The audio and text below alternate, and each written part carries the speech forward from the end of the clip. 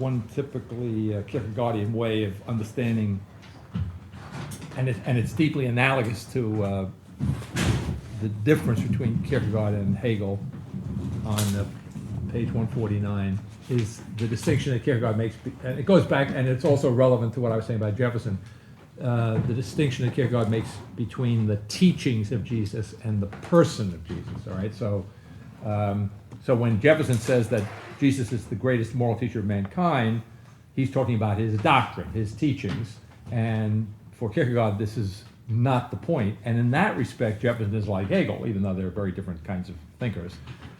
They're both focused on this transmittable content, so to speak, as opposed to the existential reality of the person, and that's central to Kierkegaard's understanding. So on the contrary, Lessing, who figures into Kierkegaard's,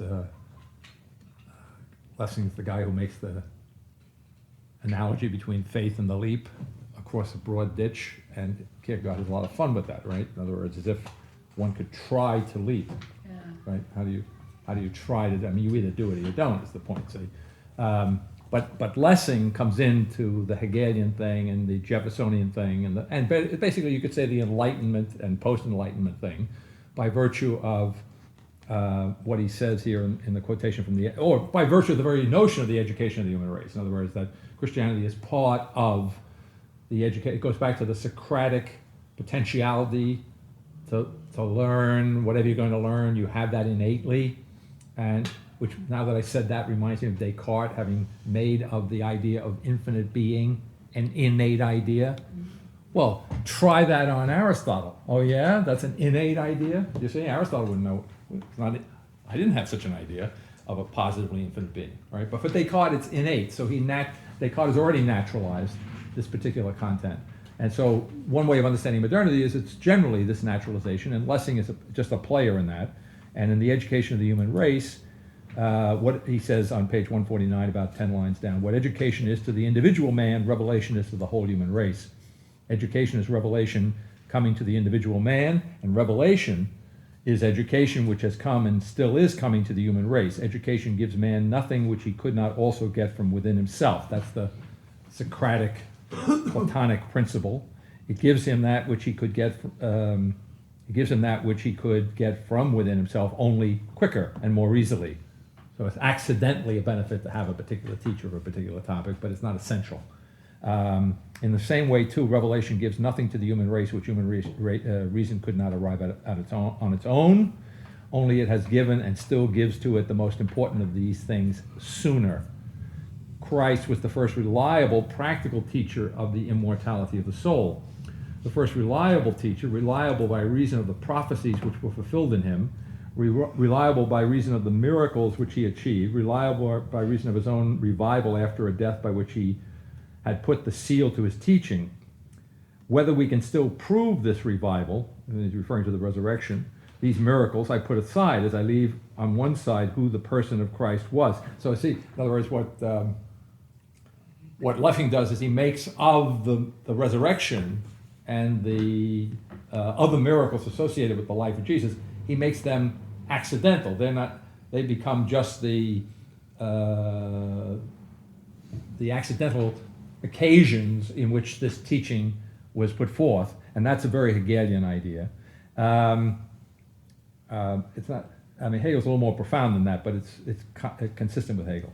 Whether we can still prove this revival, these miracles I put aside, I leave on the side who the person of Christ was. Right. So for Lessing, the person is not the issue; it's the teachings. All that may have been at the time of great importance for the first acceptance of his teaching. It was just a means by which that attention was called to the teaching, but it is now, it kind of actually reverses Augustine. Remember I pointed out to you that Augustine has, despite the abstract spirituality of the Middle Ages, Augustine has a very concrete idea of the meaning of Christianity, namely its health for the body. It's God-given and miraculously achieved, and the resurrection of the body is just the first fruits of that, as I guess it's Paul says in the New Testament. And so Augustine has an equally concrete, pragmatic notion of what faith means. Faith is not some mystical assent of the mind or whatever. Faith is the mind's attitude toward a temporal spatial event. And so God became man means to Augustine that the incarnation is the object of faith, and when I'm looking for the object of knowledge, I go within. Faith calls my attention, right? Now, here's the point I want to make. But in Augustine, it's God entering into time and space. Now, you could say that's the miracle, but that's not the point I want to make. What's accidental to the incarnation in Augustine's thought is the natural properties that God assumes. So I'm saying, in other words, that the object of faith is God in a natural form. It's not Augustine is not focused on the miraculous aspect of that, right? Whereas Lessing takes the miracles associated with Jesus as themselves properly as it were, the accidental or unimportant. It is now no longer of the same importance for the recognition of the truth of his teaching. Again, like Kant, right? In other words, when I look at the man Jesus as he is portrayed, what I'm to see in him from a Kantian point of view is the moral archetype, an external presentation to me of what I have inherently in my very nature. First practical teacher, for it is one thing to conjecture, to wish, and to believe in the immortality of the soul. It's the philosophic speculation, quite another to direct one's inner and outer actions in accordance with it. All right.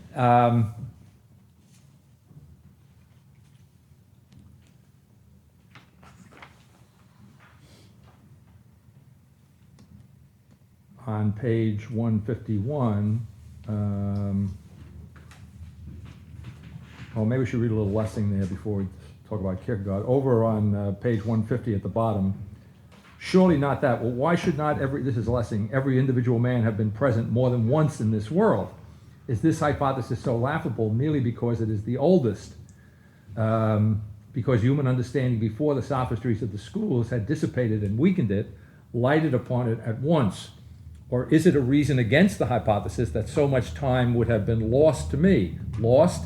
And what then would I have to lose? Is not the whole of eternity mine? Right? Now this is, let me just pause there. Well, actually I do pause, I stopped quoting him.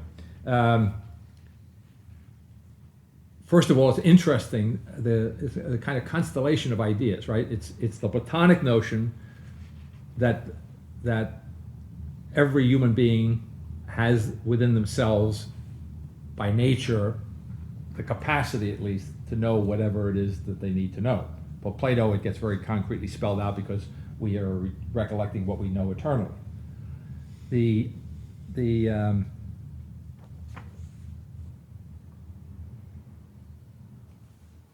other idea that's important all right, so I've already discussed how Kierkegaard uses that in the relationship between the learner and the extraordinary teacher who doesn't conform to this Socratic notion of the relationship of teacher and student.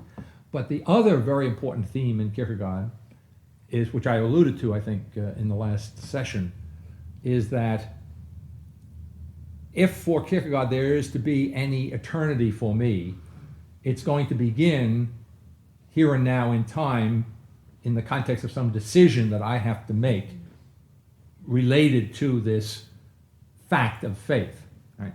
And so the way Kierkegaard puts it is that I, unlike the Platonic man or the natural man or the Hegelian man or any natural, normal human understanding of man, I do not come into the world with, as Kierkegaard puts it, eternity behind me as a given, as something that I already possess, right? So so it's interesting to see how Lessing puts them together, right? Since eternity is all mine, I have that already, I have nothing to lose, what difference does it make if I'm reincarnated many times? Well, I'm losing nothing. So the doctrine of reincarnation is another way, I mean, it's almost common sense if you stop and think about it in a moment. If I get a couple of shots at this, each shot is relatively de-absolutized, right? In other words, de-absolutized.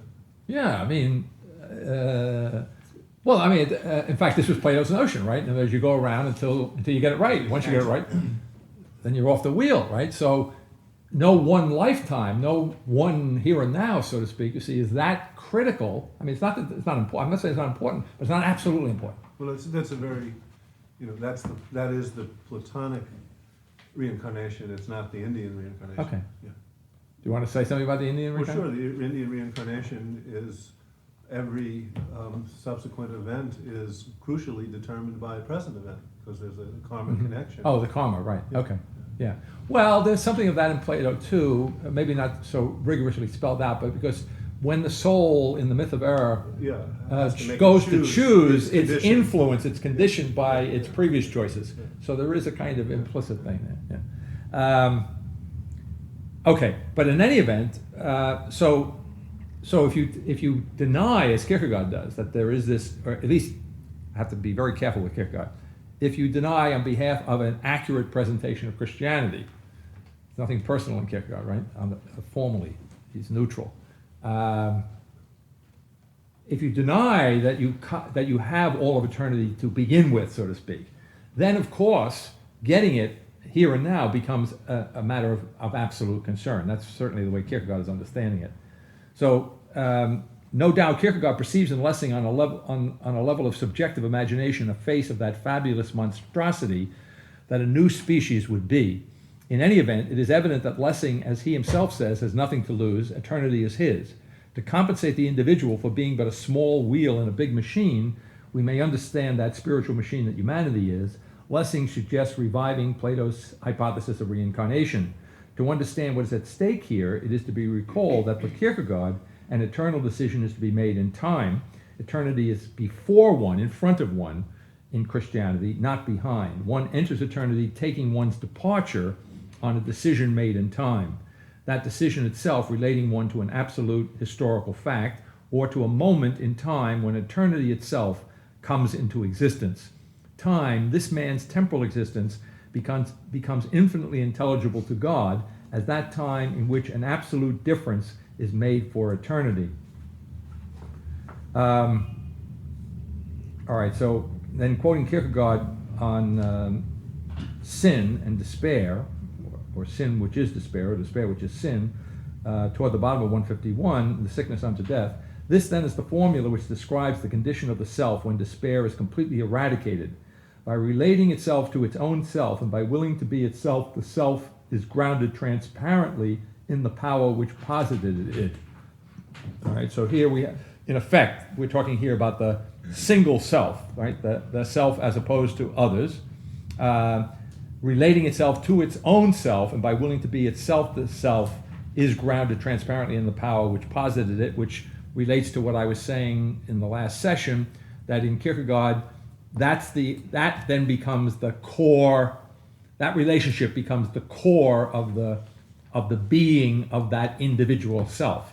And if that is a mistaken relationship, if that then all is lost. Then there's nothing to fall back on at that extreme point.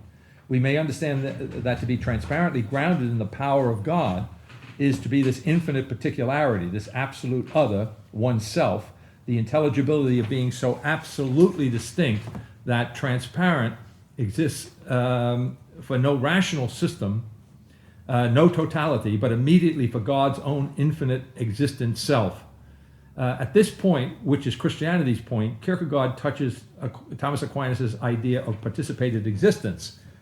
So I referred to this passage before, but just to make the connection a little more explicit, right? In other words, at this point, it's analogously in Thomas, the actual, what would be like the actuality of my being in Aristotle, which would not be by participation, it would be proper to me. But at that point in Thomas, what would be that irreducible divine core is instead a being received from God, right? It's a participated existence. And what Kierkegaard now will substitute for that participated being, that received being, all right, he's going to substitute a received faith, right? But in place of the being, right? So that it's not an act of being. Everything hinges, therefore, I think another way of putting this, as I'm speaking, it occurs to me, I pointed out to you, looking again at Kant's categories and compared to Aristotle, who's always got substance. Oh, he's always got substance at the head of the train, even if he mixes up the people following, the categories following. Whereas Kant puts substance under the category of relation, right? So I think another way of understanding Kierkegaard's modernity, you see, if Aquinas' God gives me the act of being, right? All right, yes, I don't have that from all eternity. I'm created. I get that from the Creator, and therefore, in a certain sense, I'm demoted from my divinity in an Aristotelian universe. Nevertheless, I have been given an act of being, I've been given some sort of actual substantiality, you see? Whereas here, what I have is a faith. In other words, what I've been given is a relationship, going back to the distinction I'm making in Kant between, not that they're unrelated, but the demotion of substance to relation. So the priority of relationship here in Kierkegaard, so the substitution of faith for being is perhaps at the same time a substitution of the notion of being, terrible language, being related to the God, as he puts it in the philosophical fragments, rather than having what Thomas calls, Thomas is paradoxical in his own way, the act of being that I receive by participation in the divine being, by a creative act, is nevertheless, says Thomas, concerning the creature who receives it, a certain being of its own. So I think in Thomas, the world has, even though it's created from nothing, see, this also predates Calvin. When you read Calvin, Calvin's metaphysics, if I can use that word, his theological metaphysics, I think might be a way of putting it, is analogous to what you might think of as the moral tone of Luther's theology. In Luther, natural man, carnal man, as he likes to put it, is a sinner through and through. So much so that even if I'm baptized in the Catholic Church, by the way, in case any of you want to look into this, the slate is wiped clean, right? But when you're baptized in the Lutheran Church, the slate is not wiped clean. You're just put in a bag, and the stench is gone, right? You see? In other words, Luther's very clear that you never cease to be a sinner while you are in the natural state. You are a sinner. So in that sense, the corruption, this is all very ironic given the self-glorification of modernity, right? But the irony is it's the flip side. It goes back to the Jefferson thing, right? Faith versus works. So the flip side of the glorification of mankind in the Renaissance and in modernity, the flip side of that is the absolute degradation and corruption of human nature in the Lutheran theology. You see, that's the either or. Whereas Catholicism, wants to compromise a little bit. Even in this life, if you get baptized, for the moment at least, you're completely sinner. You're no longer a sinner at that moment. See? And it's a little more complicated than that. You have some residual impact and so forth, but you're not a sinner. Okay. Okay. So the participated existence of Thomas. The analogy I'm making is that when you look at the metaphysics of Thomas's theology, if I can again put it that way, or the ontology, maybe better, of his theology, God does create you from nothing, and therefore you don't have an eternal being of your own, but he gives you, in the act of creation, as Thomas says, in a certain way, your own being. Right? So you get, but here my being is gone. I am totally, again, it's the faith versus works in the existentialist mode, right? Here, all I am is this relationship. I don't have anything of my own as a natural creature, right? So creation. And that I mentioned Calvin. So Calvin, when Calvin talks about the natural world or the creature, he unqualifiedly identifies the creature as nihil, as nothing. So in other words, what starts out as creation ex nihilo, or the world comes from nothing, right? In Calvin, the world is, and it kind of, in a way, it anticipates Hegel too. In itself, it is a nothing. It's a nothingness. Now, I must say, on behalf of both of those guys, because one thing the Protestants did was they jumped over the High Middle Ages for lots of good reasons. And when they jumped over, they tried to find, especially in Augustine, some authority that they could recognize. Although, in a very un-Catholic way, they picked and chose which passages from Augustine were authoritative. Okay, so but nevertheless, of all of the fathers of the church, Augustine has a standing in the Protestant thing. And so, what I'm trying to just indicate something to be explored, that when you read Augustine on the creation, he sometimes says ex nihilo, but he often, as often, if not more often than not, says de nihilo, which in Latin is like, has the connotation of from nothing. And in one of the passages I quoted, I guess in our assignment tonight, although we didn't get to it. Are we going to get to it? God has, oh yeah, because it relates to Leibniz. Okay, so we can kill a few birds with one stone. In Augustine, God raises the creature or the creation from nothing. And so I don't want to accuse him of having this notion that the world is simply nothing. But there is a coloration in Augustine's thought of something at least analogous to the modern Calvinistic and Lutheran thing. But he is more compromised, right? He's more unclear, you might say, because he's really not at that extreme position. So in Augustine, the world comes from nothing and it retains something of that, a better way of putting it, something of that nothingness, right? But it does have a substantial existence. Now, this is a point that I mention, importantly mention, not just casually in Faith and Philosophy, and I don't know that I dwell on it here, but the point is in Augustine, when Augustine is trying to relate the world to God in the Trinity, what he does is he makes the distinction that the world is substantial. This is the relevance to this point. The world is substantial being. And God certainly is being. But God is not substantial being. He's beyond substance, right? This is maybe the Neoplatonic influence you might think, okay?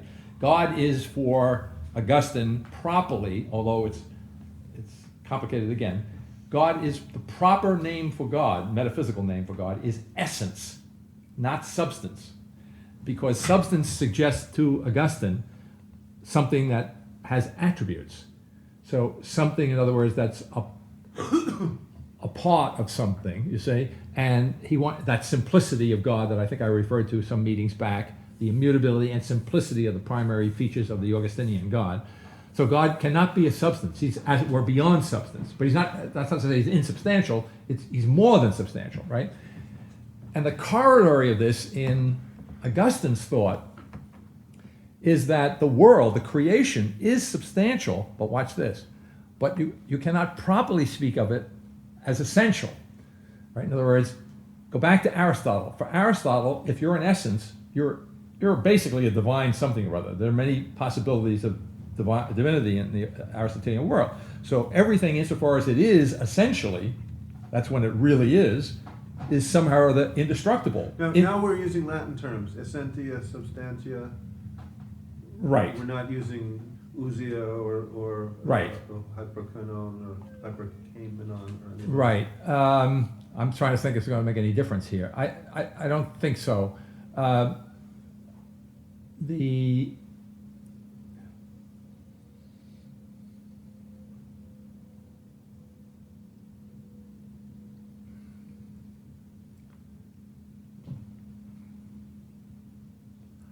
Well, the substantial being of a mind is what I'm substituting for primary being of an intelligent being. I'm substituting the Latin term essence here, okay?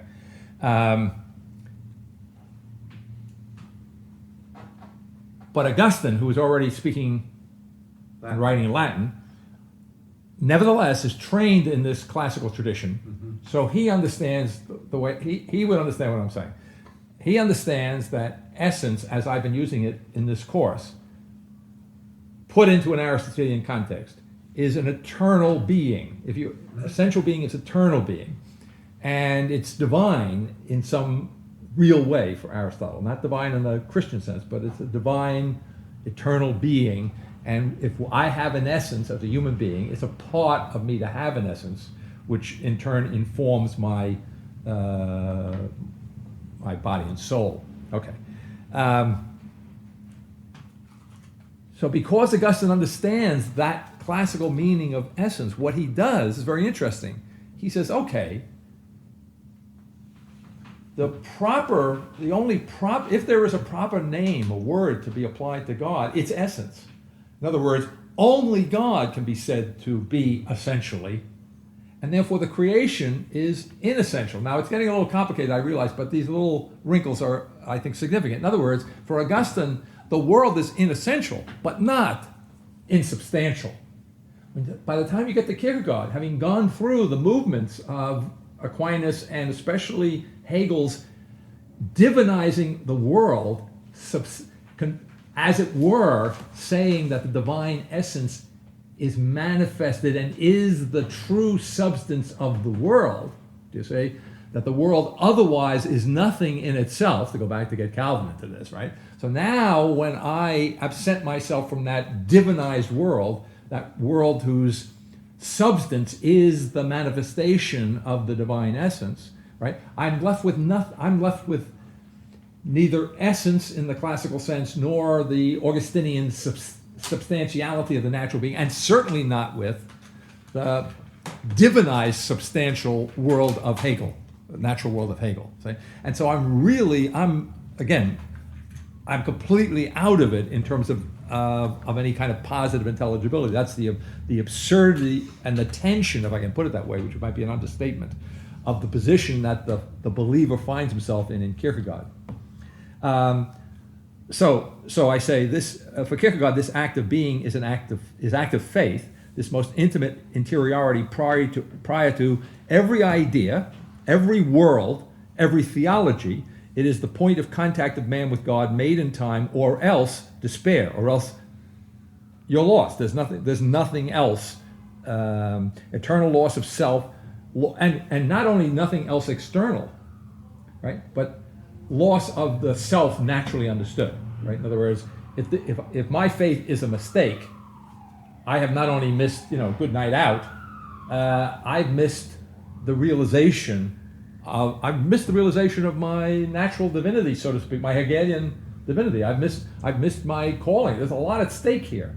In other words, in a certain sense, the absolute claim kind of breaks apart, right? In other words, yeah, Hegel and Kierkegaard both recognize the absolute claim that's made upon the modern person, if I can put it that way, you see?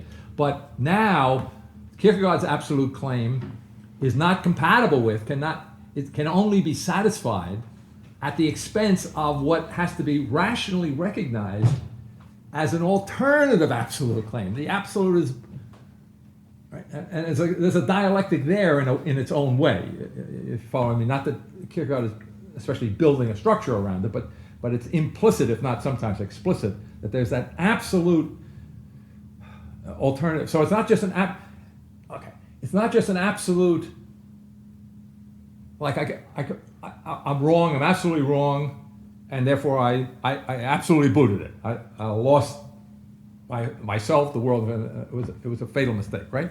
It's not just that. It's that I was absolutely obliged not to do that, right? You see, in other words, there's an absolute tension coming from both. There's an enmity here, right? Which Kierkegaard is putting his finger on, I think. That's all right. So, but this is actually described perfectly generally.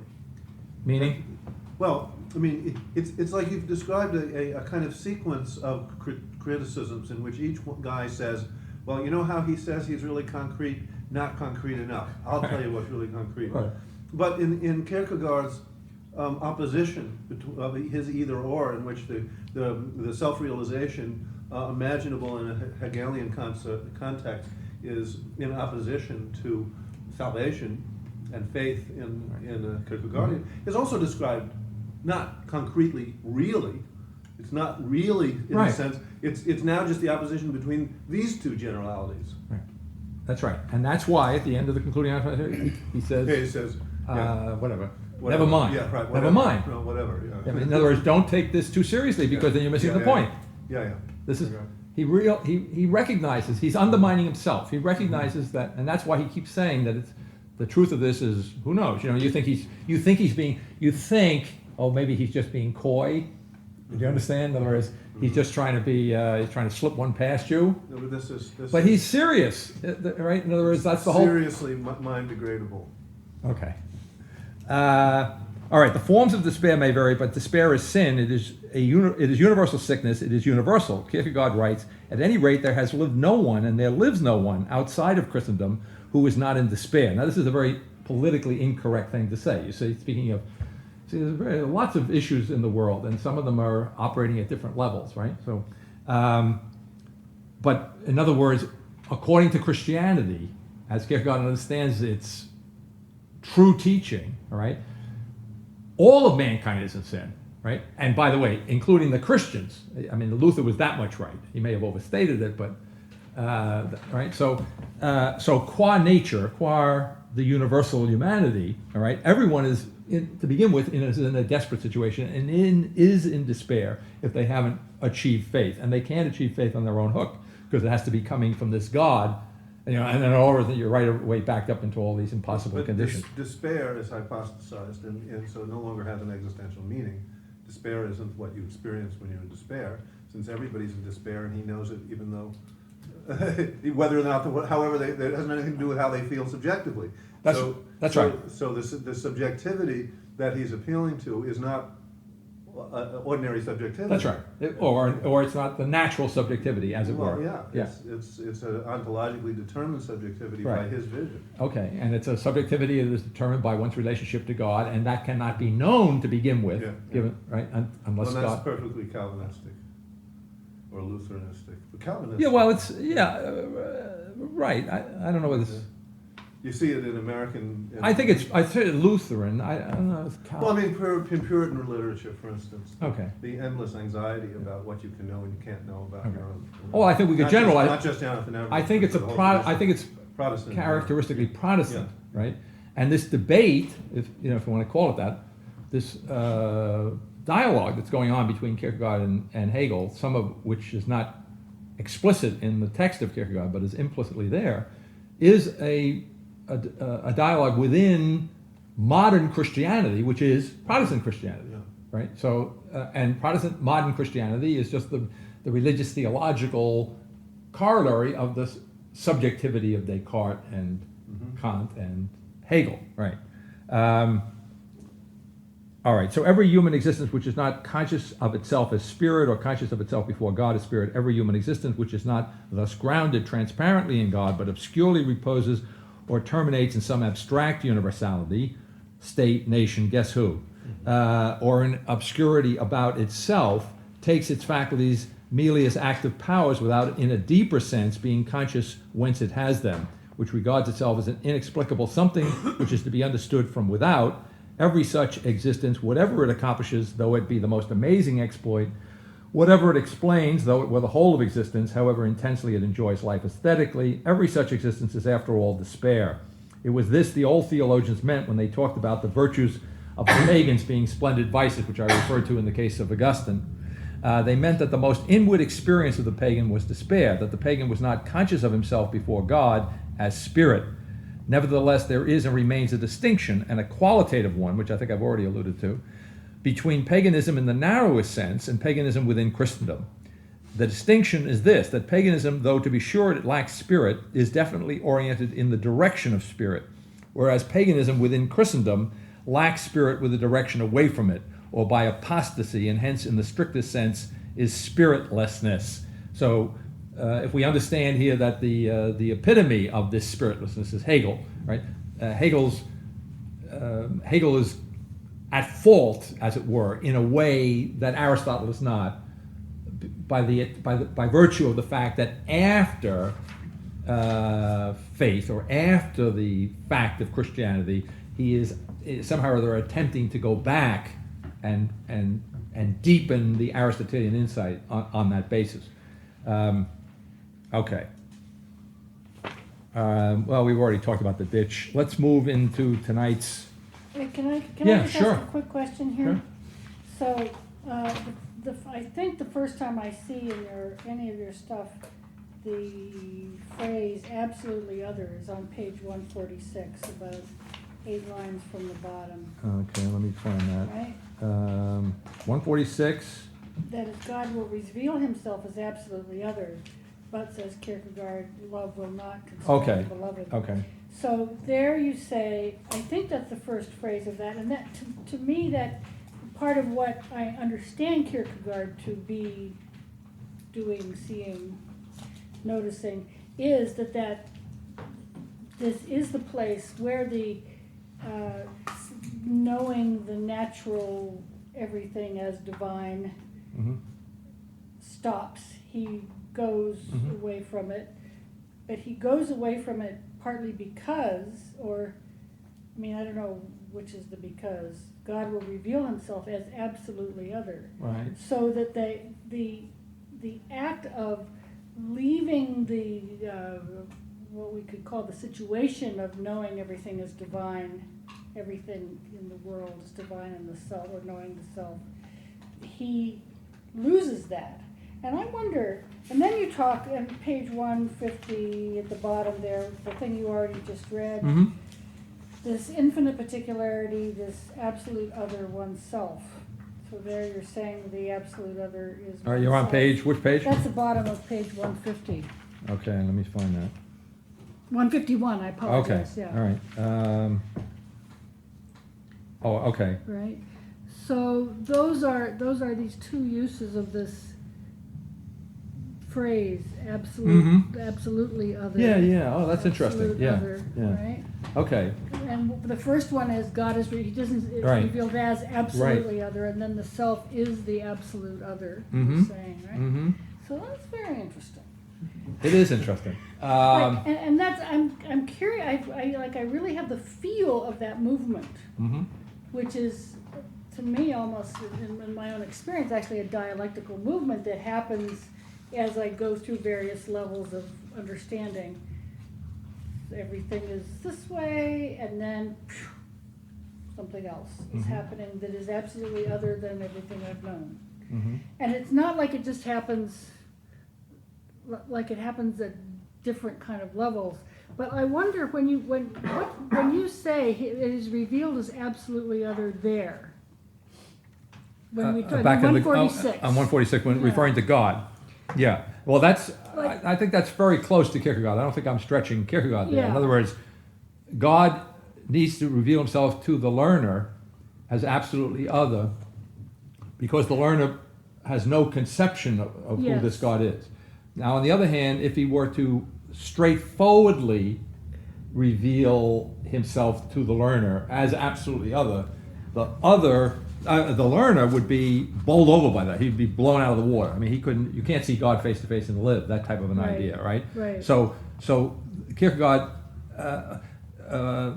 or maybe this is better for Kierkegaard, seeing God as absolutely other, let's assume for the moment I could survive it, I would, as it were, in Kierkegaard's language, be constrained by, in other words, I would be overwhelmed, I would be overpowered. If it wasn't destroyed, I would have no room to Yeah. maneuver. Yeah. All right. So Kierkegaard says on that page, right after that, or at least I say Kierkegaard says, love will not constrain the beloved. Desire is a free requital, therefore a direct manifestation of, I think this is Kierkegaard.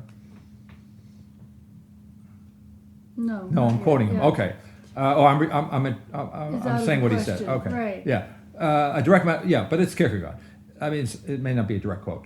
A direct manifestation of God's glory is out of the question, but for the same reason, a transformation of man is not desirable. Yeah, All right. that I didn't understand, actually, that.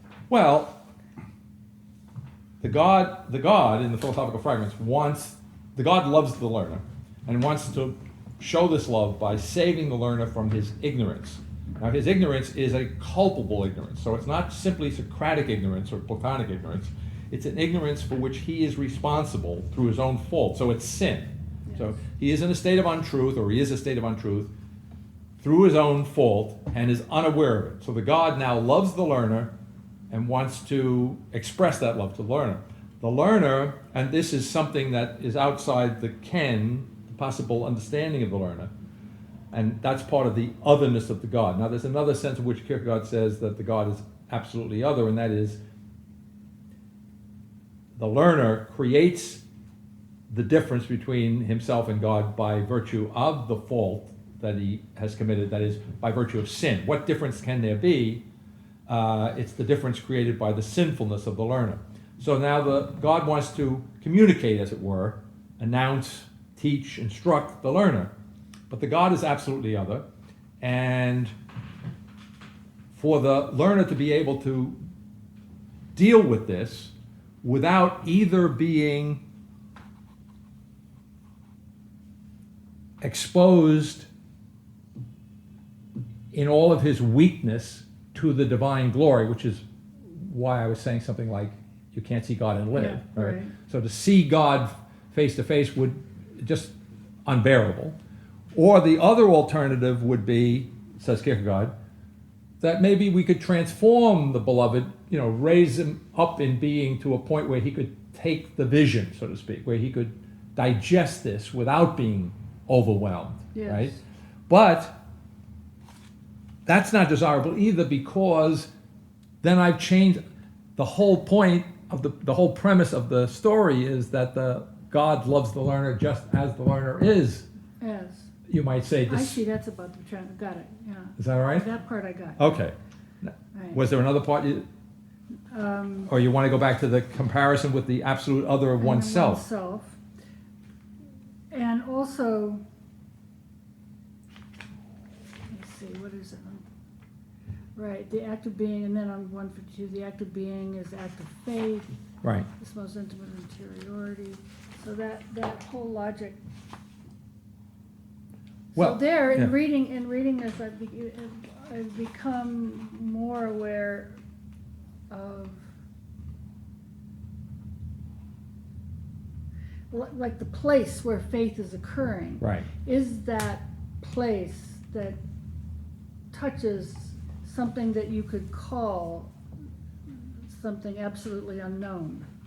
Right. Or Right. Yeah. I think wouldn't say unknowable, but, and I wouldn't even necessarily say absolutely unknown, but something in that direction. Well, certainly I think for Kierkegaard, unknown and unknowable to the learner, to the human Yeah. being in this relationship, Right. is dealing with something that is beyond its capacity to know. And the God has deliberately set it up this way because the God doesn't want to transform the learner into a kind of a creature that it isn't. Yeah, Okay, I think that's the idea. Okay. So, because the learner as this natural, weak, sinful human being, as such is the object of the God's love. yes, So the God has a little problem. How do I express love for this creature as such, just as this creature is, without either destroying it by overwhelming it or by transforming it so that it won't be and then I'm not doing what I set out to do. That's so the paradox that the believer has to deal with is kind of a flip side of a kind of paradoxical situation in which the God finds himself, right? In other words, he's got a These are very ancient Greek problems. If you think about Demeter and the founding of Eleusis, and exactly this problem of how do you not overwhelm the being that you're trying to transform. And she goes through all these different problems with putting the baby in the fire, and then somebody sees it and that screws it up, or she fills the room with light and everybody goes crazy and doesn't know how to do it, so she ends up instituting a ritual right. which establishes the proper proportion between the intensity of the divine presence and the human capacity to become aware of it. Right. Well, that's interesting you say that. See, Yeah. establish a ritual, Yeah, a religion. yeah, establish a religion, absolutely. But That's Christianity, not what Kierkegaard no. said, See, for sure. Kierkegaard wants to get beyond. No, no, Yeah. There's no. This. No, I'm saying the problems, Yeah. imagine if you just because you keep reiterating the God, so that sort of keeps pulling it out. Well, that's Kierkegaard. I know. I'm quoting Kierkegaard. He does that. I'm only trying to Is be. this the article? Yes, yeah, that's the peculiar thing, and he does it because he's doing a Greek text. Yeah, So he's yeah. put it in this context, Yeah.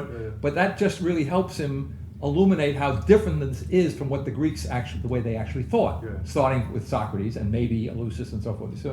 So, what was I going to say? So, you said that the ritual in the Greek myth is the way The of solution. is solution by achieving a kind of, how would you put it, a proportionate or a balance? Yes, getting exactly. Yeah. Now it makes me think of Thomas Aquinas, who's just great. He's just great because he says, in no unclear terms, that the relationship between God and the creature is a disproportion. There is no proportionality between the God and the creature. That's Thomas, right? So now it's very interesting. See, in that sense, Kierkegaard is in sync Yeah. with this thing called faith, because even in a less strenuous kind of thinker, I don't mean less accomplished, but I mean, in other words, Thomas has got it under control, and he's just not living in Kierkegaard's world. He doesn't have Kierkegaard's problem. So he has faith, and it transcends the limits of his knowledge, and so let's see. For Augustine, I have faith, and I want to know, and if I'm Augustine, I can get a little knowledge about what I believe. I can get some sense of the Trinity, mental sense, right? If I'm Thomas, I have faith, and I do want to know, but I know that I can't know directly the articles of faith. So there's a separation, clear separation in Thomas that's missing in Augustine. The kind of bridge in Augustine, you kind of slide over a little bit. It's not too clear, it's not a lot, but it's a little there. But there's a boundary set up in Thomas, right? And between faith and knowledge, or the objects of it.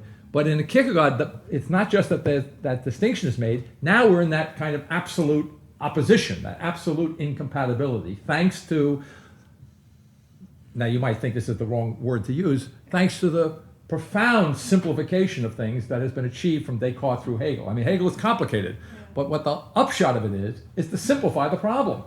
And that's, so on another existential level, this is what Kierkegaard said, you've made this thing entirely too simple. It isn't. So in that sense, he's still in touch with the Thomistic notion of the absolute disproportionality existing between the creature and the creator. And so, yes, there's no. But I mean, the issue Yeah. of the incommensurate nature of the divine to the human is the Greek problem. That is to say, it's the problem in Demeter, Eleusinian religion. It's certainly the problem in all the I don't think Dionysian it's religion. It's But to the extent to which you're right, to the extent to which the solution was found. well, no, I'm not saying that the solution is the same. Obviously, the solution Well, is totally different. then I'm suspecting Yeah. that if the solution is different, the problem is different, even though it's similar.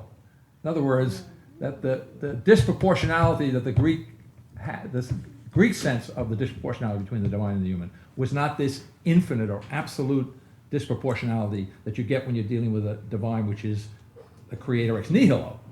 Just as the Greeks had no idea of creation ex nihilo, analogously, whatever the disproportion between the divine and the natural was, it was not stretched to that absolute degree, and therefore they could, relatively speaking, perhaps. Well, what about the Old Testament issues of disproportionality, which certainly don't have the flavor of an infinite disproportionality? Right, It's an right. absolute disproportionality, but it Yeah. isn't infinite. It's more like the Mhm. Greek situation than the one that actually is imagined once the Right. modern world and the modern concept of the infinite really Right, is right. fully developed. Right, Because you don't have a concept of the infinite in any Right. place in the ancient world.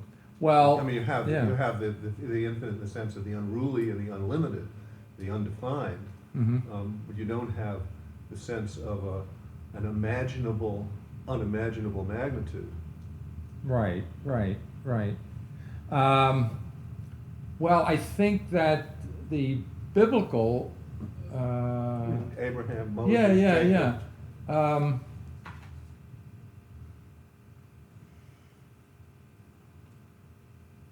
I mean, this is an historical problem here, which I'm not sure there's a clear answer to. But even though we say, and you said in one of your questions on the forum, that certainly they must have known about Yahweh. The Greeks must have known. Well, I guess maybe they did, but I don't see any.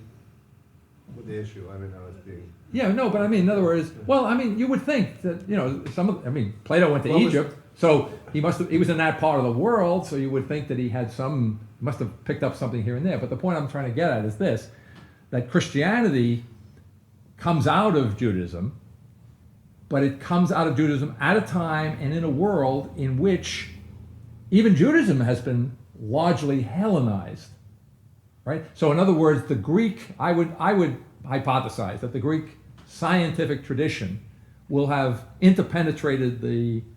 Well, no, but I don't think that the texts of Genesis that describe the struggling with Jacob and the angel, or the revelation at Sinai, or those are not Hellenized texts. That's the point I'm making.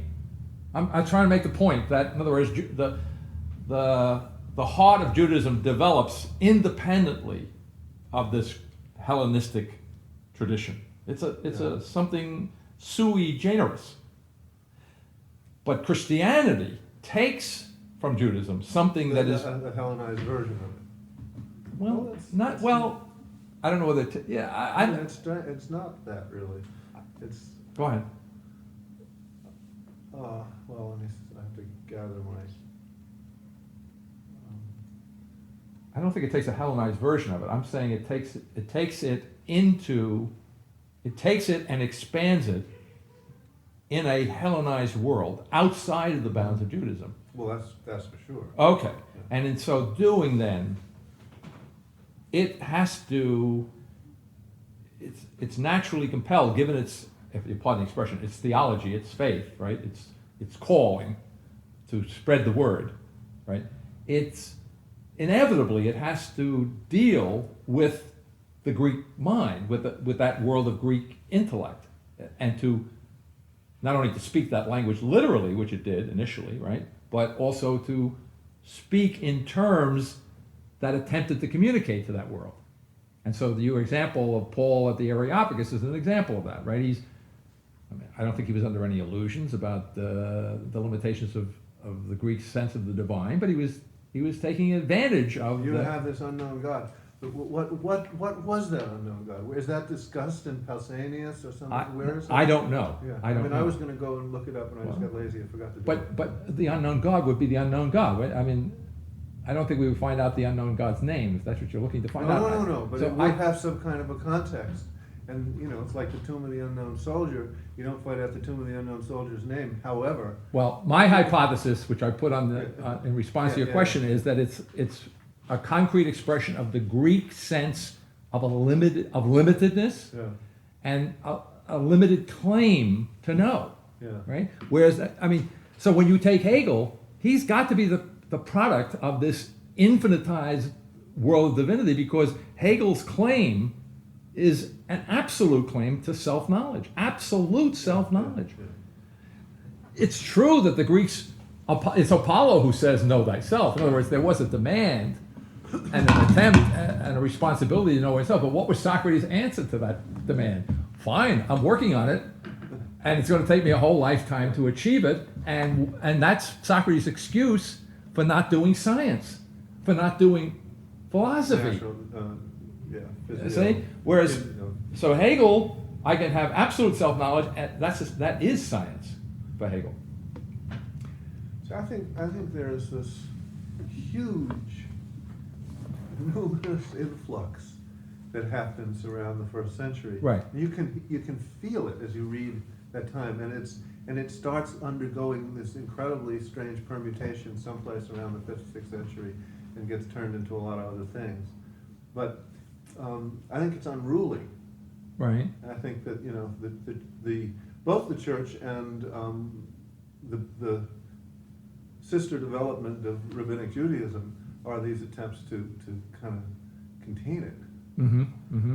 Mm-hmm. And there's this guy, I forget his name, but it's one of these.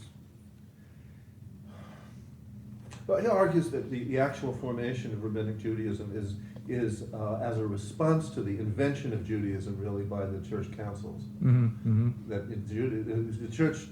the church defines itself by differentiating itself, Mhm, and then mhm. the Hebrew community, the Jewish community, which hadn't actually crystallized around a theology, it kind of responds Mhm. by developing the entire way in which it. But it's all this attempt to contain this luminosity, Mm-hmm. which is flashing in all kinds of different ways that you can catch and feel in the ancient world. Mhm. I mean, in the much more ancient world. And I'm not sure that the question of the deep separation between the Hebrew world and the Hellenic world. You know, I'm not Well, sure I don't know about that. deep separation. I'm just saying I Well, think I mean, they there's, evolve independently. In And some that- sense, but in also. Well, yeah. all right. Yeah. We don't have to agree, Yeah. but I would say the sense in which they're different is essential to them. I mean, in other words, it's not meaningless difference. It's No, real certainly difference. not, yeah. And as their differences articulate themselves historically, it gets clear that they are Yeah. uniquely different. Well, look, from- I mean, yeah. speaking of the first century, I Yeah. mean, forget what happened subsequently with rabbinic Judaism. I Yeah. mean, just Just- focus on the temple Yes. and Caligula. And, Yeah. you know, in other words, the Romans weren't too happy with the Christians, but they weren't a heck of a lot happy with the Jews. Certainly not, yeah. Okay, so what the Christians have in common with the Jews is something essential that It's is different not from the- shared, from the deeply, Hellenistic world. yeah. deeply not shared by the Hellenistic world. Or, well, some aspect of the Hellenistic world. It's not clear that it isn't shared with all kinds of other cultic aspects of the Hellenistic world, which contribute to both and disappear and are. Okay, but considered well, if that's radical. true, we won't know. right? No, no. Okay. Now, I just want to go back to Ali, make sure we didn't No, that's completely. great, that held me what we talked about there. Okay, I feel finished with my question. okay, I mean, we could go on for hours. all right, okay. Thank you. All right, I was going to, I wanted to move into tonight's assignment, that's what I wanted to do Can here. you tell us Yeah. what are the prospect, introductory presentations and the essential history of thought? What's the movement between part one and two? Well, I think I characterized part one as a retrospect, right? Right. And I think, as you can tell, actually, in tonight's assignment, you have the first breakthrough, so to speak, of a kind of focus on this transcendental essence of existence, and so Yeah. forth. Yeah. So I see. it's at this point that it beginning to emerge some sort of awareness of this essential history of thought, which has been prepared for, in effect, by this, what now from this point on is going to be a kind of retrospective analysis. But here is more prospective because now it's an attempt from here on out to try and unearth this, I'm not sure that's the right word, but to explore it, to bring it more to the fore, and in that sense, these are only introductory presentations, right? There's a sense that there's something to be developed here, and this is not necessarily the final or last word on what that is. But yeah. Yeah, before we go on page 154, Okay. the preposition isn't clear to me. So in the last sentence, Okay. In the autopsy of faith. right, Mm-hmm. you end with but a revelation to faith, and I would have thought it would be a revelation of faith. No. Well, let me look here now.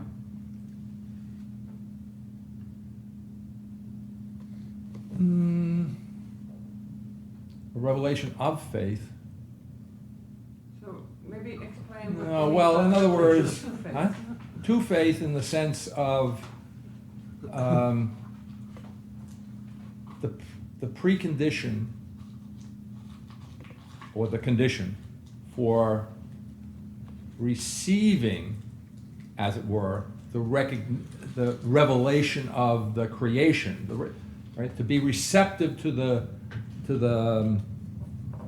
I call it the perception of creation. In other words, to be able to perceive creation itself presupposes as its condition faith.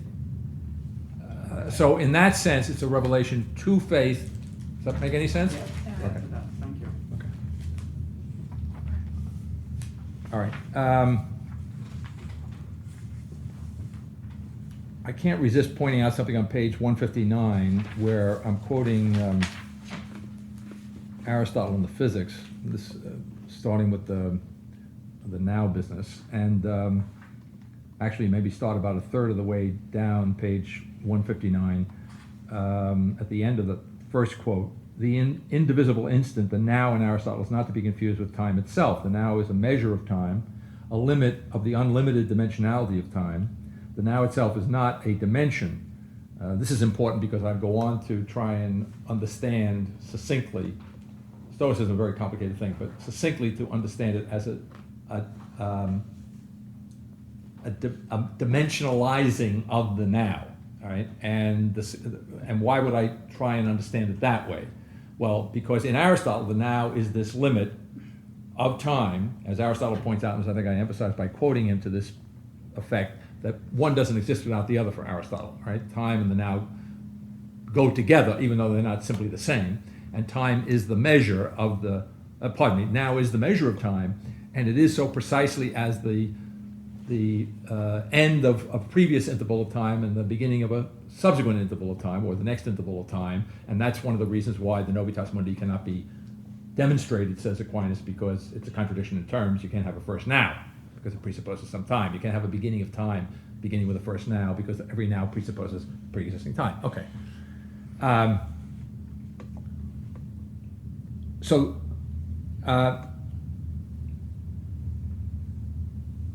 The connection with Stoicism is that if you just fly in the face of everything Aristotle has told us about the relationship with now and time, and you say, and this goes back to the question that Todd asked some meetings back about the finiteness, I think, of the now. I think you asked the question along those lines. And I pointed out that that was a good question because the now is somewhat finite, because everything that's real, the more real it is for Aristotle, the more limited it is, right? So the now cannot be something that's going to have an infinite, it can't have any extension, and therefore it can't have extension among other reasons because it lacks that kind of, as now, as measure, qua measure, it lacks that kind of diffusive potentiality, that infinity in the negative Greek sense of the word infinity, that non-limitedness, right? On the other hand, when you dimensionalize it, that is when you introduce into it, right, this kind of, Spacious presence. yeah, right. What, but if you buy what I'm doing here and you say that what the Stoics are really doing is dimensionalizing the now, then we're talking about a now, which now, pardon, that's terrible, isn't it? A now, this is why it's good to have this on tape, right? You have a now, which now you only need one now because it is now, as it were, coextensive with time, and since it retains the quality of the original now, the Aristotelian now, it has what about it inherently as now. Forget how it's been dissipated. I think I use the term, it's been dissipated, right? It's been, you haven't been dissipated, you know what it means to be dissipated, right? And to be run down and washed out and so forth and so on. And so now we have this kind of dissipated now, but it's still a now, and so what does it do for Stoicism? It inherently is a beginning and an end, you see? And the characteristic notion of the Stoics of the cosmos was this death and rebirth, this perpetual going up in flames and then rising from its own ashes, right? So now, the other significance of using this way of understanding how the Stoics fit into this picture, which is ultimately going to lead up to Augustine, is, in this chapter, is that the Stoics represent, this is hard, this is also hard in modernity too, and it's hard in, it's maybe a little bit hard in Leibniz and in Hegel. And it's, again, all relative, but the relativity is not unimportant. I was about to say was that Stoicism is a kind of, for all of its talk about rationality, for all of its concern with reason in the wise man and virtue and so forth, it is, relatively speaking, some kind of materialism.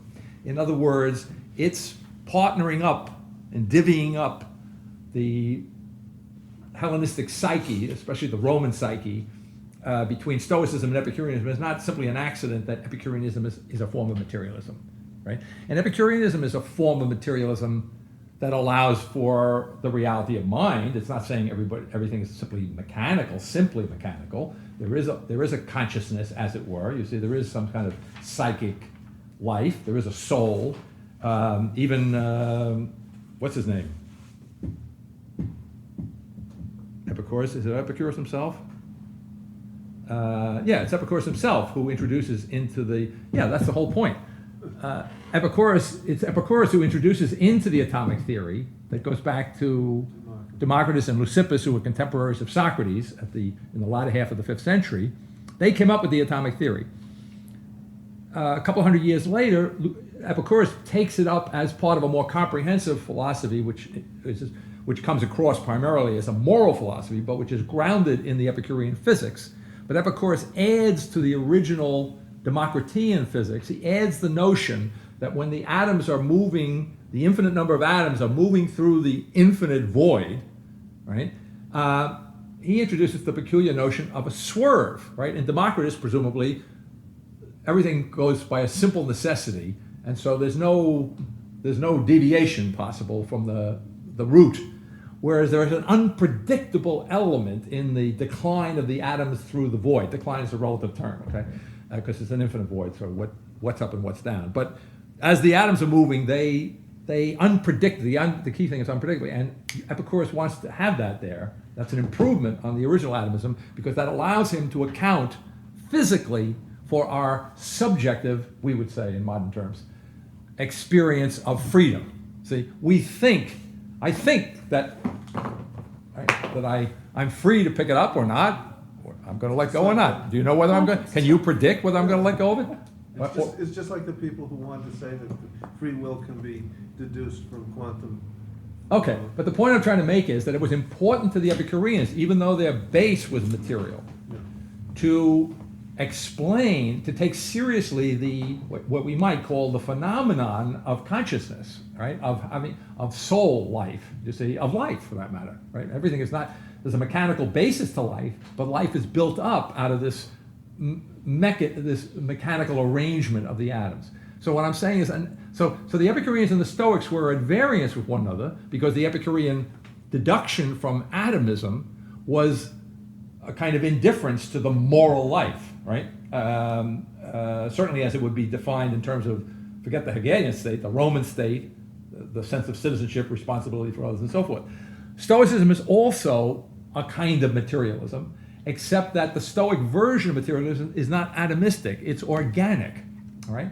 So the basic metaphor, which is in a way more than a metaphor for the Stoics, was that the universe, the physical universe, is the body of God. So they took, now it reminds me of Hegel too, again, taking the body politic seriously as an embodiment of the divine spirit. That's Hegel. Well, he was not absolutely original. He's absolutely original in the particulars and historically in what he's doing. But that's the essential key idea of the Stoics. The entire world is a body, and the body is, on the Platonic analogy, you see, it's really the body politic. The universe is the great polis, right? So that's where we get the notion of the cosmopolis, right? The cosmopolitan notion. The Roman Empire was cosmopolitan, both in fact and in practice, you see, but in Stoicism it found a theoretical, as it were, explanation or justification for its own actual experience of the world. Somebody like Hegel might say that Stoicism arises, you see, as the philosophical expression, the spiritual expression of the destiny of Rome in the history of the world spirit, right? But it all fits together. The point being, therefore, now when I say the body, you say, well, wait a minute, was Aristotle a materialist?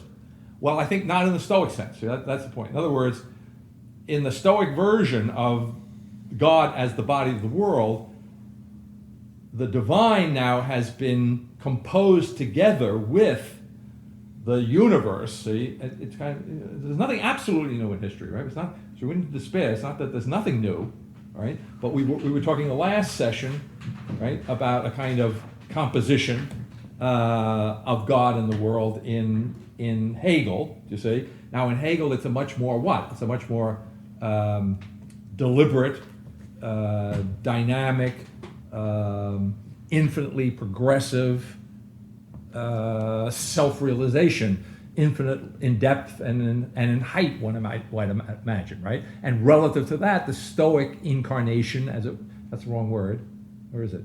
The Stoic ensoulment or embodiment of God, might be better than incarnation because it has not that specific a meaning, is nevertheless a kind of joining, you see, of the divine and the natural, right?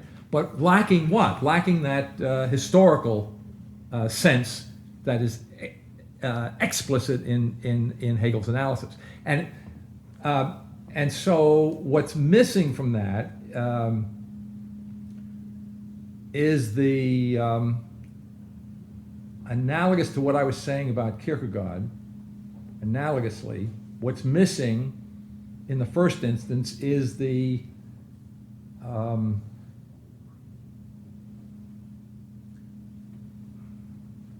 let's say uniqueness, the transcendence of the divine part to the rational soul. In other words, in Stoicism, the rational soul, which in large is Zeus, is Fatum. That's another analog with Hegel.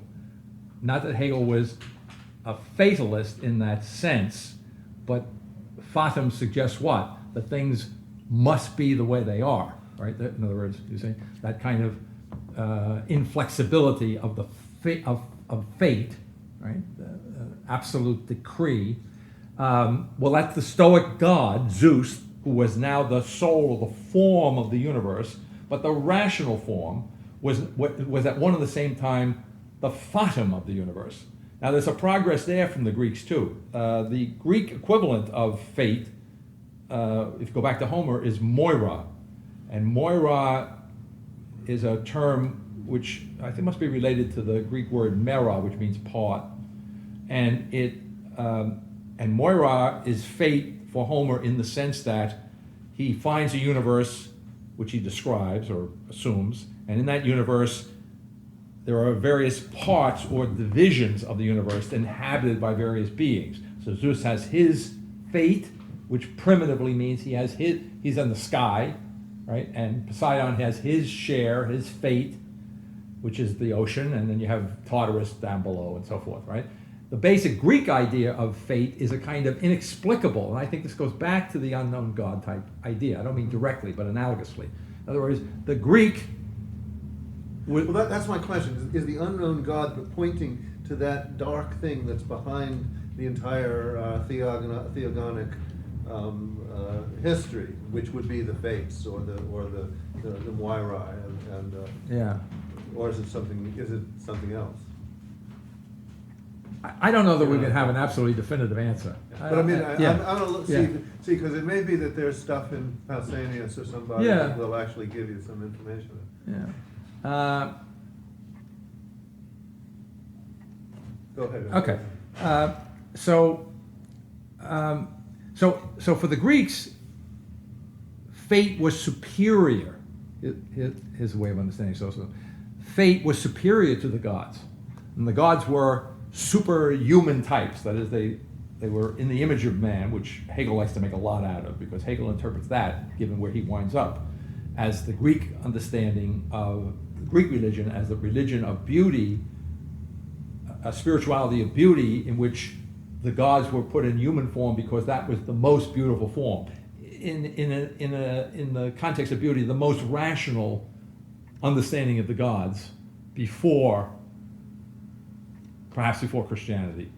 Although on another plane, in the moral plane, the Jews, for Hegel, would have the most rational understanding of divinity, morally speaking, right? And they get kind of married together in multiple ways. Anyway, the point I want to make is, in Stoicism, fate is now not something inexplicably above and beyond reason or the divine. It is the divine, right? So the divine reason informs the world. It is itself the fatum of the world, and the difference etymologically would be that fatum comes from the Latin fare, which means to speak. So when the Romans said fate, they were saying implicitly what has been spoken, what is decreed, what is intent, the product of some mind. Would you say? Whereas the Greek idea doesn't start with that. So I guess what I'm trying to say, or one, I don't know what I'm trying to say, but one of the implications that occurs to me of what I'm saying is that something of that obscurity in Aristotle, the general disposition of the Greek, Platonic idea of the good that I mentioned before, when Plato talks about it in the Republic, he compares it to the sun, right? And I think I mentioned this in another context. He says that the idea of the good is beyond both being and truth. Okay, and it's in that sense it's the setup for the it's perhaps in its own way ineffable. All right. Okay. So when you get to Stoicism, the divine now has been identified with reason. The human reason has been identified with that divine reason as an analogy to what's going on in Hegel, right?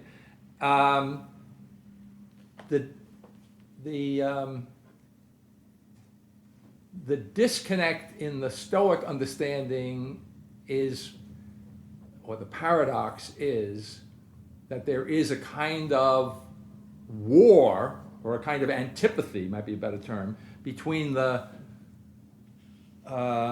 rational and the animal in what otherwise would be the Aristotelian rational animal, both individually and cosmically. And that war takes the form of the pure Stoic notion, which gets watered down over time. The pure Stoic notion that the wise man is the one who is purely rational. So the famous virtue, the comprehensive virtue of the Stoic was apatheia. It was apathy, which means not a generalized indifference, but an indifference to passions or indifference to emotions, right? In other words, indifference to anything but reason, right? In other words, the Stoic was not indifferent to reason, but his reason was indifferent to his feelings altogether. So it's a kind of nice balance off against the feelings that were guiding the Epicureans, right? Because they didn't have an ultimate commitment to the ultimate depth of the rationality of the world. Okay, so let me come back to this passage. So I was triggered into that by the reference to the now here.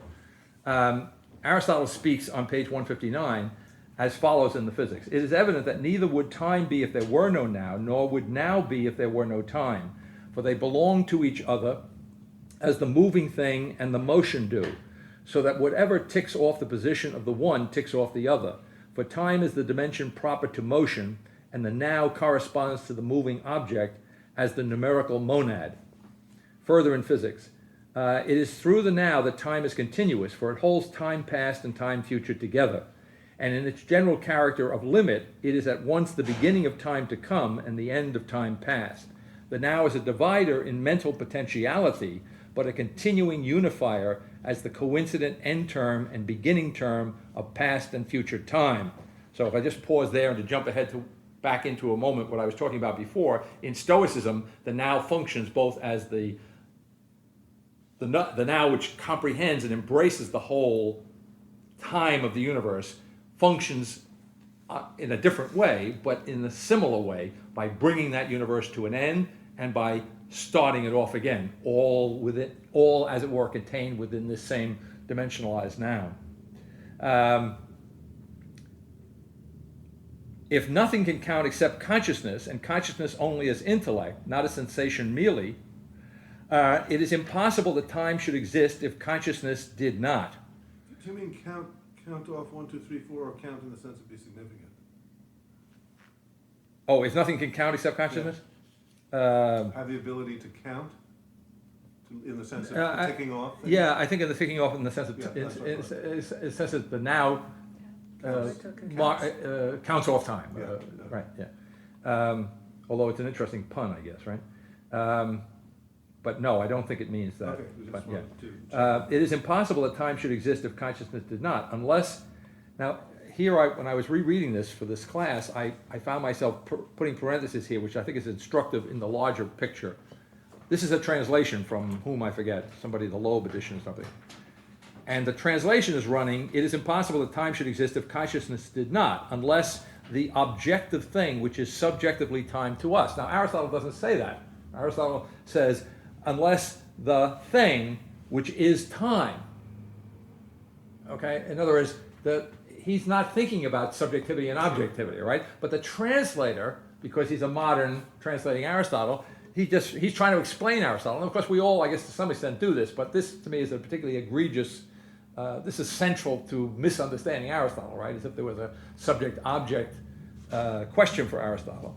If we may suppose that movement could thus bracket object, if we could suppose that movement could exist, actually, by the way, what Aristotle says in the previous line, which is time, he says when there is time, okay, there can't be time, right, unless there is a now. That's what he's saying, not when it is for us, right? I don't want to get into that. Okay, so that movement could thus objectively exist without it could exist without there being any consciousness. For before and after really are in motion, and these, qua capable of numeration, constitute time. The now for Aristotle, end quote, is to time as the moving object is to motion, that by which consciousness counts the time of motion or rest. Nothing moves through or rests in this now. The coincidence of two times in one now is actually no time at all. In actuality, there is no coincidence in time. If two things or two times exist together, this is in virtue of their being between two nows. That is to say that their coincidence in time is not an actuality, but a potentiality. It's interesting. I'm not disposed, or perhaps even capable of getting fully into it, but this is one of the things that's interesting in quantum mechanics. Quantum mechanics resuscitated a serious interest in Aristotle because of the Potentiality. because of the role of potentiality at this deepest level of physical reality. But here, there are just the verbal things that are hard to follow here. Yeah.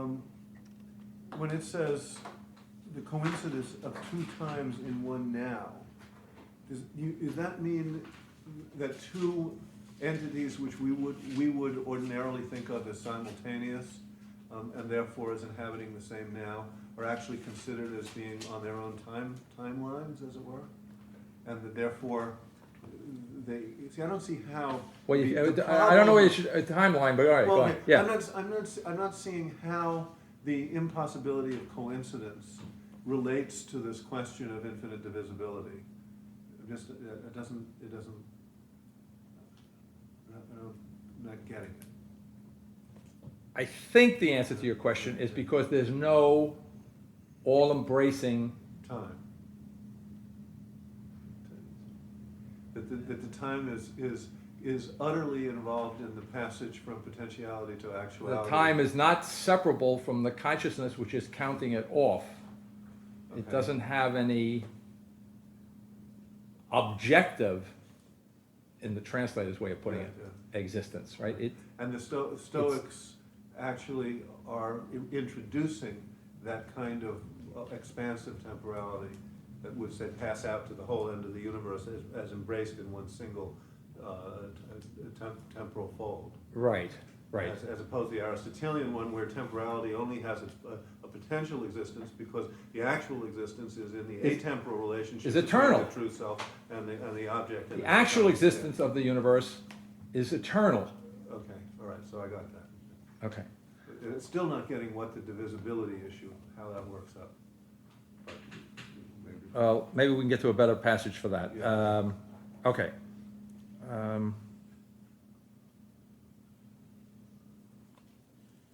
Dropping down a little bit. We may conclude then that not only is it impossible for a mobile to be coincident with a stationary object, as Aristotle demonstrates, but also in Aristotle's universe it is impossible for two stationary objects to coexist in time except potentially. That is by a purely formal determination of reason, which as such prescinds from the actual infinite divisibility of the dimension. Now this may be That's this where the is problem- where Yeah. this is where your problem is. Yeah.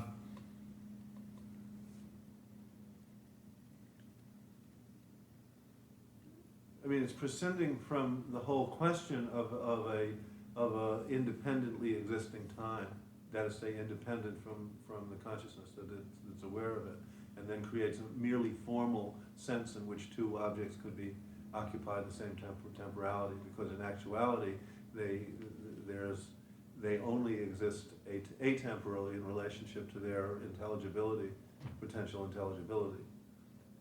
Their intelligibility, they become. Insofar as they actually exist, they exist, atemporally.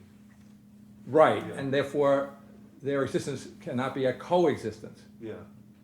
And But- now this is. But if my actual existence is temporal existence, Yeah. then I think that opens up the possibility for coexistence. Sure. And so if the divine becomes the form of the temporal spatial world, as it does in Stoicism, Yes. then we have the possibility for a coexistence, which I think is absent in Aristotle. Yeah, and also, but now there's a complete loss of that atemporal true self, essential self.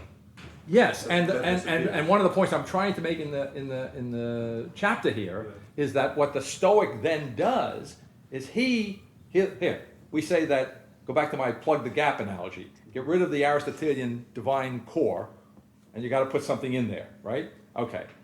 And just to skip all the intermediate steps, Kierkegaard most recently puts in faith and the relationship to God, which is, in every sense in which he can understand, it's insubstantial, all right? But now let's go back 2,000 years and say the Stoics have to put something in that hole from which they've unplugged the true self of Aristotle. They've got to put their own self-consciousness, their own self-reason. They have to justify themselves. And they do that by, well, go ahead. They do that by living. They do that by living in accord with reason. Reason becomes a self. I think I, as much as say this directly, more or less, I don't know my exact word. Reason becomes a self-justifying agent. It justifies to itself the truth. And that's the contrast between cognition and conviction. Right, and I refer to that as conviction as opposed to cognition because we've moved away from that kind of impressioned, as it were, objectivity of the Aristotelian scientific mind, which becomes expert and the measure of all things, says Aristotle, truly, whatever Protagoras intended, because it has simply spent a lot of time studying the way things are, right? And analogously, when we're comparing Aristotle to Descartes, there's no doubt in Aristotle about what we in the modern world would call the objective reality of his experience. So the mind is formed by the impression that it gets of this objective reality, okay? And there's no doubt involved. But implicitly what's happening in Stoicism is having lost that divine center, so to speak, that eternality at the center of my consciousness, there's a hole there. And in order to plug that hole, instead of this kind of what you call simple cognition, or what I would call a direct or an immediate cognition of reality, there is the necessity of the Stoic mind or reason. There's the necessity for it to affirm, confirm, to be convinced that what it knows to be the truth is the truth. And conviction, to be convinced, means, in some sense, the Stoics understand this to be to give assent, right, to what impresses the mind as true. All right. So the deliberate, willful, essentially rational nature of what now would be the Stoic version of the act of knowledge.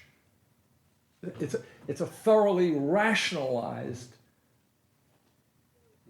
understanding of the act of knowing as over against that somewhat obscure Aristotelian notion of the act of knowledge as being prior to and somehow or other beyond and before anything that reason can retain for itself, by way of knowledge now, I mean, of actual knowledge. Key thing is active knowledge. I'm with you. I understand. You are? that Oh, part. okay, Yeah, I just, yeah. okay. I just, maybe everybody else. Well, if, Or at all. it's, is it, are there problems with what I've said? Is it, No, makes some sense? The transition between Aristotle and Stoicism seems to make sense. It's when we get to the skeptics? actually Augustine and the Aquinas stuff that's Oh. where it was actually more difficult. I'm surprised at that, but okay. Well, let's try and get closer to it. I noticed in looking over, I remember I said when I was talking about the Neoplatonists that there's this is necessary oversimplification in what we're trying to do here, right? But Neoplatonism was influenced by everything that went before it, including Aristotle and Plato, and also the Stoics. And we were talking about the Neoplatonic as creating a system. But if you look at the Stoics, they've already got the notion of system going. They don't have the Neoplatonic system, but the notion of a system arises here. If you look at the quotation from Diogenes Laertius on page 162, and here he says what I was saying before, 162, about 8 or 9 lines down. God is one and the same with reason, fate, and Zeus. He is also called by many other names, all right? So you see there, they just run together. These are, you can have your mythological name for God, or if you want to be philosophical, you can say reason, or if you want to combine the two, you can say fate. He is also called by many other names. In the beginning, he was by himself. He transformed the whole of substance through air into water. And just as in animal generation, the seed has a moist vehicle, so in cosmic moisture, God, who is the seminal reason of the universe, remains behind in the moisture as such an agent, adapting matter to himself with a view to the next stage of creation. The term universe or cosmos is used by the Stoics in 3 senses. Of God himself, he is the world, he is the universe. 2, again, they give the name of cosmos to the orderly arrangement of the heavenly bodies, which was nothing particularly original on their part. 3, in the third place, to that whole of which these two are parts, a system made up of heaven and earth and the natures in them, or again, a system constituted by gods and men and all things created for their sake. Right? So again, over against, in a kind of anticipation, again, not a simple anticipation, because there is a sense in which the Neoplatonic critique of Stoicism would be precisely a critique of its materialistic bent or flavor. But nevertheless, in common with Neoplatonism, the systematic putting everything, including the gods, into a unified whole, into an integral whole, right? Okay, so I just wanted to call attention to that.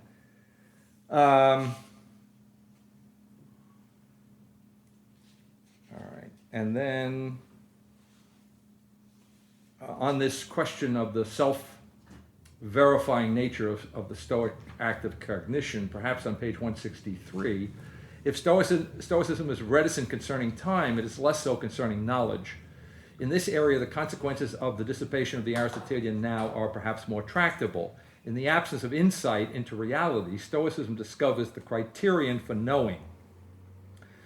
Quoting Cicero, speaking of Zeno's teaching, he made some new pronouncements about sensation itself, which he held to be a combination of a sort of impact offered from outside. Well, to these presentations received by the senses, he joins the act of mental assent, which he makes out to reside within us and to be a voluntary act. Now, what's interesting here, because assent comes in many different forms, but when I think of assent, naturally, I think of somebody like Thomas Aquinas. In Thomas Aquinas, you don't assent in the act of knowledge, you assent in the act of faith. You see? So the Stoic, now this is more like Kant than it is like Thomas when it comes to the word faith, you understand? But there's a kind of faith, act of faith being made by the Stoic. Now he's got good reason for making his act of faith, giving his assent. You see? He's got a criterion, and that's something of the self-evidence of the truth of the sensation itself, right? But the role of assent here in the right, the voluntary nature has been introduced into the act of knowledge, which already, it's another way of discovering that the act of knowledge here is the act of knowledge of some kind of a reason, not of a divine act of intellection transcending reason as it is in Aristotle. So in that sense, the rational animal, so to speak, is the limit, except that now the universe is the rational animal of which we are the members, and that rational animal is the body politic, right? So it's not just a zoo; it's a rational animal. So it's a large community, but the community has been unified. It has been totalized, right? In the community, which is the living rational animal, which is Zeus, which is Fatum, which is reason. All right.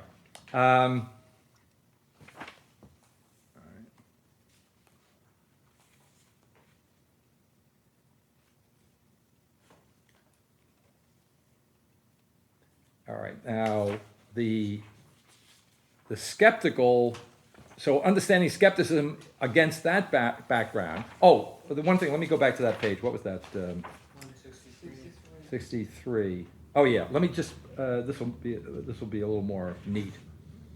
Okay, so he makes it out to reside whether it be a voluntary act. He held that not all presentations are trustworthy, but only those which have a manifestation peculiar to themselves of the objects presented, and a trustworthy presentation being perceived as such by its own intrinsic nature, and such an object he termed graspable.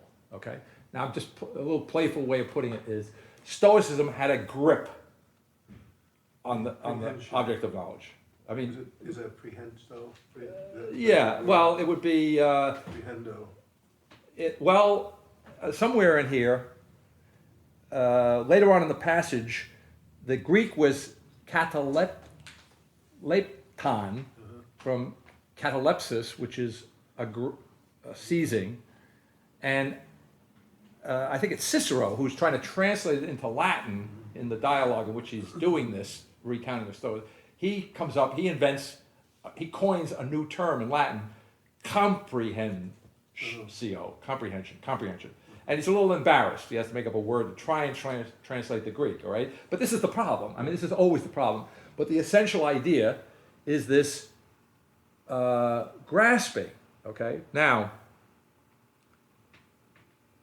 you have ideas like grasping or seizing in various permutations are operating in an Aristotelian text, but they're contextualized in this sense of an ultimate identity of the knower and the known, all right? So whatever touching is involved, whatever contact, whatever, because all these things are intertwined concepts in the philosophical tradition, that contact, the contact as the coming together and the handling is transcended in the identity, as it were, produced by it. Okay? In other words, we don't stay, knowledge does not stay at the point of holding on in the conviction that I have the truth. Do you see what I'm saying? Okay.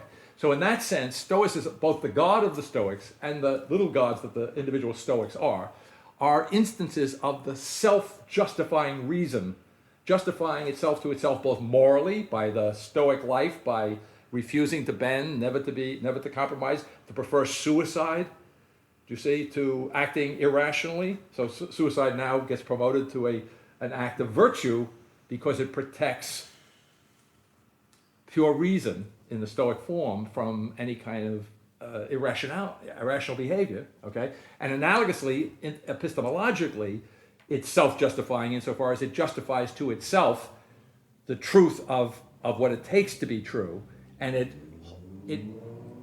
that truth remains truth insofar as it's held to be so. That's the metaphor I want to get to. Insofar as it remains convinced of it, or insofar as it is convinced of it, right? All right. So now, what is skepticism?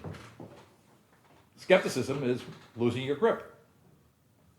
You see, it's losing it's no longer being able to be or allowing yourself to be convinced So the But- whole, the whole of reality has been contained within this act of conviction, and so now it becomes possible to be not so convinced.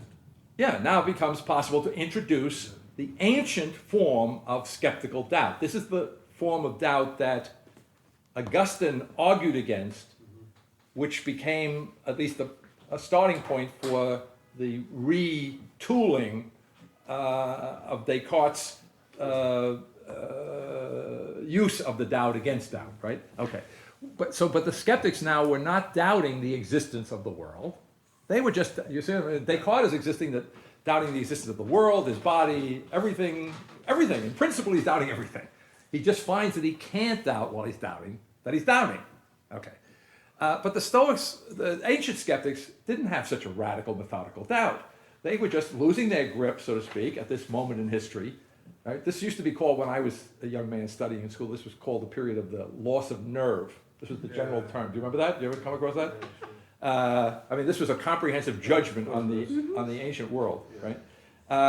So maybe the skeptics embody that somewhat.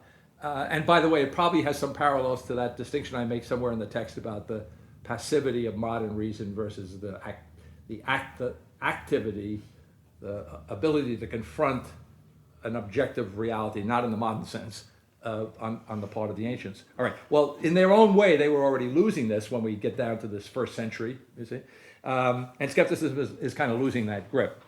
All right. So now you're. Let's move to Augustine. So that seems to be the place where there are questions. Page 171.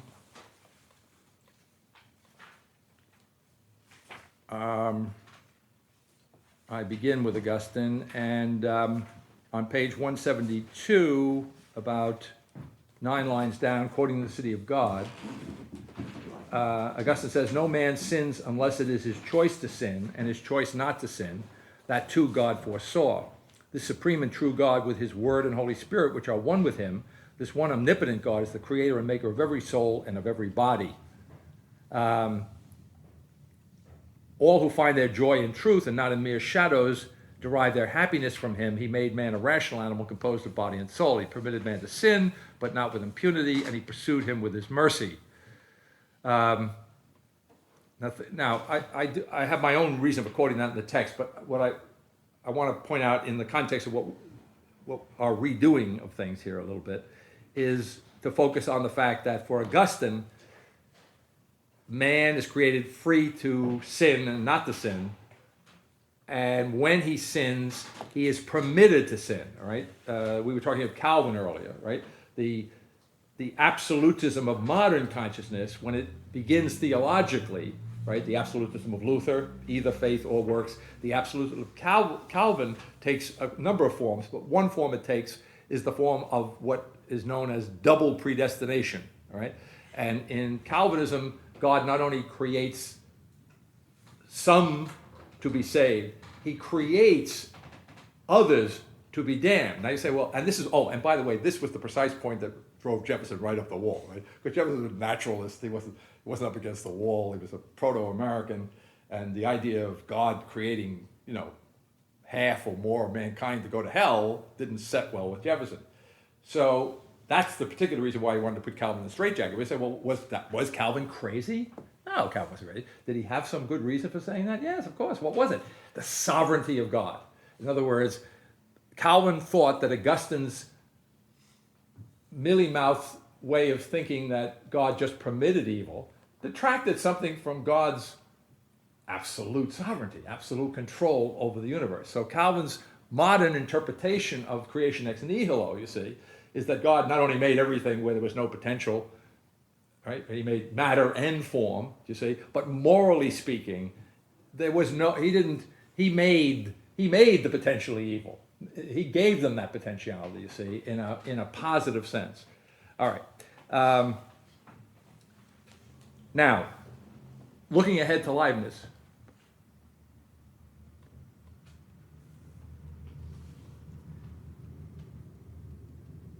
On page 172, Augustine in the Confessions, 5th line, bottom paragraph, 5th line. "What claim on you had heaven and earth, which you made in the beginning, and those spiritual and corporeal natures, which you made in your wisdom, that on it might depend even things inchoate and formless. Let them tell me what claim they had on you unless they were recalled by that same word to your unity in given form, and from you, the one and supreme good, would all be very good. What claim did they have on you even to be formless? All right. Now that's the point of contact with with Aquinas, right? Even to be formless, it's not as perfectly clear as it is in Aquinas. Aquinas wants to clean this up, and Aquinas had a big political, theological problem because when Aquinas was doing his thing in the 13th century, his theological Aristotle, his scientific master was Aristotle. His theological Aristotle was Augustine. So wherever he found himself disagreeing with Augustine, he had to do what he did to Augustine, what he did to Aristotle. He had to say, well, what he really has in mind is this, okay? So there's a kind of lack of tidiness in Augustine here, right? In other words, raised from nothing, raised from a kind of formlessness. Do you mean to suggest that there's a kind of formlessness? Yeah. Right, you say? But on balance, he comes out on Thomas's side because he says, what claim did they have even to be formless? All right. So in other words, it's a little bit ambiguous. Before the creature was given its form, it was formless. But even then, it wasn't inherently formless. Right. So you have there the seeds of the clear notion that God creates both the potentiality, the formlessness of things in a formless state, a purely material state, if you can imagine such a thing, and the formal state. What claim did the corporeal matter have upon you merely to be invisible and without form, since it would not even be such except because you made it, right? Hence, since it did not exist, it could have no claim on you to exist. What claim did inchoate spiritual creation have on you even to float and flow about, darksome like the deep, but all unlike you, unless it were converted by that same word to the same word by whom it was made, although not equal to the form equal to you, yet conform to it. Right? So this notion of claim is kind of like does it have substantiality other than your creation? Is that what he's kind of saying? Well, what's the notion of claim here? Merit, earning. Per meruit is the word he uses. In terms of their being? Right. Or based on the fact, you could say implicitly that they had no being of their own, even their formlessness was not something that they earned. Okay. Or merited, might be a way of putting it. So I say in the middle of page 173, for Augustine, creation is coalescent with conversion. Now, notice the way he speaks about the creation, literally, is that creatures were converted from this state of a kind of indefinite potentiality. They were converted from a kind of nothingness into a kind of being. So that's what I mean to say is that he's got a kind of mixed notion of the creation, which comes out in his use of de nihilo, sometimes, if more often than not, than ex nihilo. He's not as crisp a start to things, although fundamentally it is, because ultimately, if you press Augustine, he understands that everything is converted from nothingness. And so sin, when you're sinning in an Augustinian universe, what you're doing is you're going backwards. Your turnaround is very Platonic. Your turnaround, you're going in the wrong direction. You're approaching nothingness. You're drawing near to propinquare ad nihil. You're drawing near to nothing, right? Now, the key thing there in Augustine, which is also very Thomistic, is that drawing near to has to be distinguished from the possibility of ever arriving there. Okay, in other words, the creature does not have is not simply nothing, and even in a sinful state, cannot succeed in becoming nothing. All right, so once having been converted from nothing into being, right, by the grace of God, by the creative act of God, the best thing the most that the creature can do by way of returning to nothing is to approximate it, to go in the wrong direction, to face in the wrong direction, right? To be disobedient is the Augustinian notion of sin, speaking of Adam and Eve. All right, so creation is coalescent with conversion, but in this coalescence of being with mercy, that radical discontinuity is open to view by which creation stands before God in its own identity, so that by no ultimate divisibility is it capable of being reduced to an original continuity with God, so that even in its aversion from God, it does not lose itself, it becomes, and this is what I was just saying in another way, similar to the abyss. It does not become the abyss. For even this abyss has an identity of its own by virtue of the fact that it, like matter itself, depends upon God's creation for the fact that it exists. So if there is an abyss, and this would be the way in which this would have to do immediately with the biblical reference. The abyss was created. God did not, right? The abyss is not understood to have preceded the creation, but to be part of the creation. So because the heaven and the earth were created in the beginning, and then there's reference to the abyss in the context of what would be understood, certainly by Augustine, to be the creation of the totality of the universe. And so then his question is, elsewhere quoted, if God created the totality of the universe, heaven and earth, what about the heaven of heavens? What about what's beyond the universe that he has created, right? Which would be the heaven, as it were, that God is, or in which God dwells. All right, so then the world which lies in the abyss, overcome in that perfect darkness of the infinite reluctance of reason, wherein each thing is divided into nothing in its own private dimension. Here I'm kind of summarizing the situation of Stoicism and skepticism, is to be restored not by a retrospective reconstruction of time and the now and the self, moving backwards, as it were, through skepticism, Stoicism, to a source of identity in Aristotle. Here I'm referring to Neoplatonism. So this is a quick, speculative summation of the essential understanding of the relationship of Neoplatonism both to Stoicism and skepticism, of which it is critical. It's critical simultaneously. It criticizes them through a return, which of course can never be a simple return, a return which is no return to Aristotle and Plato, right?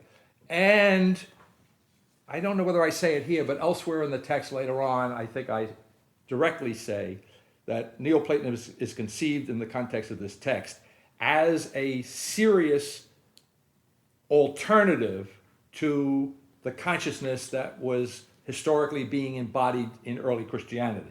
Right? Early Christianity is taking, in effect, whether it's fully thought it out, and it certainly hasn't thought it out in modern terms, it's taking the history of the world with a kind of utter seriousness, which Kierkegaard kind of brings out in his own way, you see. And Neoplatonism is, in the famous phrase of Plotinus, it is ultimately, in some sense, the flight of the alone to the alone. All right. So, in a certain sense, if that is right here. It's on the next. it's on the same page. It's 174. Yeah. If Yeah. you just go Top. further. Just right toward the down top. from where you were reading. Okay, well, let me read it then. A source of identity, which source in the progress will have been transmuted into an infinite principle of continuity unknown to Aristotle, or for that matter to Plato, a transmutation necessary to effect the flight of the alone to the alone, wherein dimensionality is ultimately overcome spiritually on the ground of an absolute ecstatic withdrawal. All right? So I think what I'm trying to say here is that in a certain way, what's neither systematic nor mystical in Aristotle and Plato. What is therefore incipiently the beginning of Western science, for all of the changes between ancient and modern Western science, what is neither systematic nor mystical is that because the Greeks were inconsistent, right? Because they had 1,400 gods and then they had one to cover the bet, right? Because they built into their understanding of themselves and the world an upfront acknowledgement of the limitations of their knowledge. Where you say, well, everybody admits limitation of knowledge. Yeah, but in the modern world, if you admit the limitation of knowledge, what you're saying is, it shouldn't be this way. I should be perfect. You see, the Greeks didn't expect to be perfect. You could say because somewhat inconsequently, paradoxically, I like to put it, they had a little bit of perfection in them. And you say, well, wait a minute, that's a little bit of perfection. What does that mean? All right, well, That was enough. Right? See? So because the scientific attitude being, this way we understand ourselves fits we explain to ourselves and we understand ourselves quite well in our experience in this, and we don't have a need to go beyond that experience, right? I mean, I think that's the thrust of it. I think it's clearly so in Aristotle. I think it's implicitly so in Plato, because for all of his... The ethics of the means and the endless terror of hubris is a very, very explicit Okay, the mean. rejection Yeah, of okay. the idea of excessive perfection, Right, excessive Right. Indulgence Right. in right. But to tie it in with last session, yeah. but of course, they experienced in their world no absolute demand. There was no absolute requirement, and therefore they weren't tempted to construe an absolute way of answering it as even their own. You know, I mean, just the issue didn't come up. And so Dante puts all those good pagans, he puts them in the coolest part of hell he can find, which is limbo, which is air conditioned, the outermost circle, you see. No whips, nobody chewing on your elbow, you know, kind of pleasant existence, because they weren't confronted, they didn't have the problem. That's the historical note. Okay, so I'm saying that Neoplatonism is a kind of interesting, however, you know, you could look at it as reactionary in this sense, intellectually, I mean. Maybe in every way, I don't know. But intellectually, you look at Neoplatonism as a reaction to this, what you were talking about, right? In other words, if you go back and if you can say, well, there's something going on here, there's this luminosity breaking out all over the place, unruliness, getting out of control, and so forth and so on. And so on. Well, the church may be one way of kind of damping that down, right? And the rabbinate might be another way of doing it, but Neoplatonism was the pagan way of doing Yeah, it, sure. right? I mean, because the Roman way, the political way, ultimately failed, but they did their best to try and do that too. So there's this hole that the skeptics took out the plug, right? Well- you were going on that Okay. with that I metaphor. don't know whether they took You it were out, it was saying- out, it was out. Okay, it They was were out. plugging a hole. They were plugging. Something had been lost. No, I thought the skeptics helped to pull it out, right? Okay, they pull out the plug that the Stoics put in it. The Stoics, But yeah.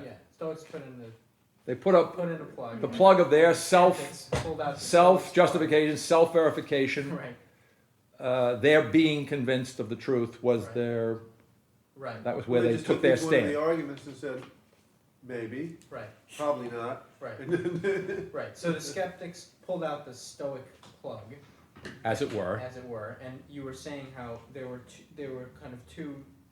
Just to complete this section here, you were Right. saying Neoplatonism was one attempt to put in a plug. Well, yeah, that's interesting you say that. I think, Kind of move the action. Huh? Move the action. Or, yeah, I think it it's was a- more creative than that. I I think it mean, it's was, such an enormous thing, it's going Yeah. on for a better part of 1,000 years. oh, yeah. No, I don't think I meant to, Okay, nor good. do I think I applied the Good. plug analogy Glad to to there. hear. That's another problem. There's a janitor upstairs who thought we were ending at 9. Did you tell him I told 9:30? him 9:30, Okay. but I just wanted to tell you Okay. that he is waiting for us Okay. in case we don't want to go over too long. Okay, fine. Okay. I'm glad you mentioned that because in the back of my mind, I knew that there was that confusion. Yeah. Okay. Okay.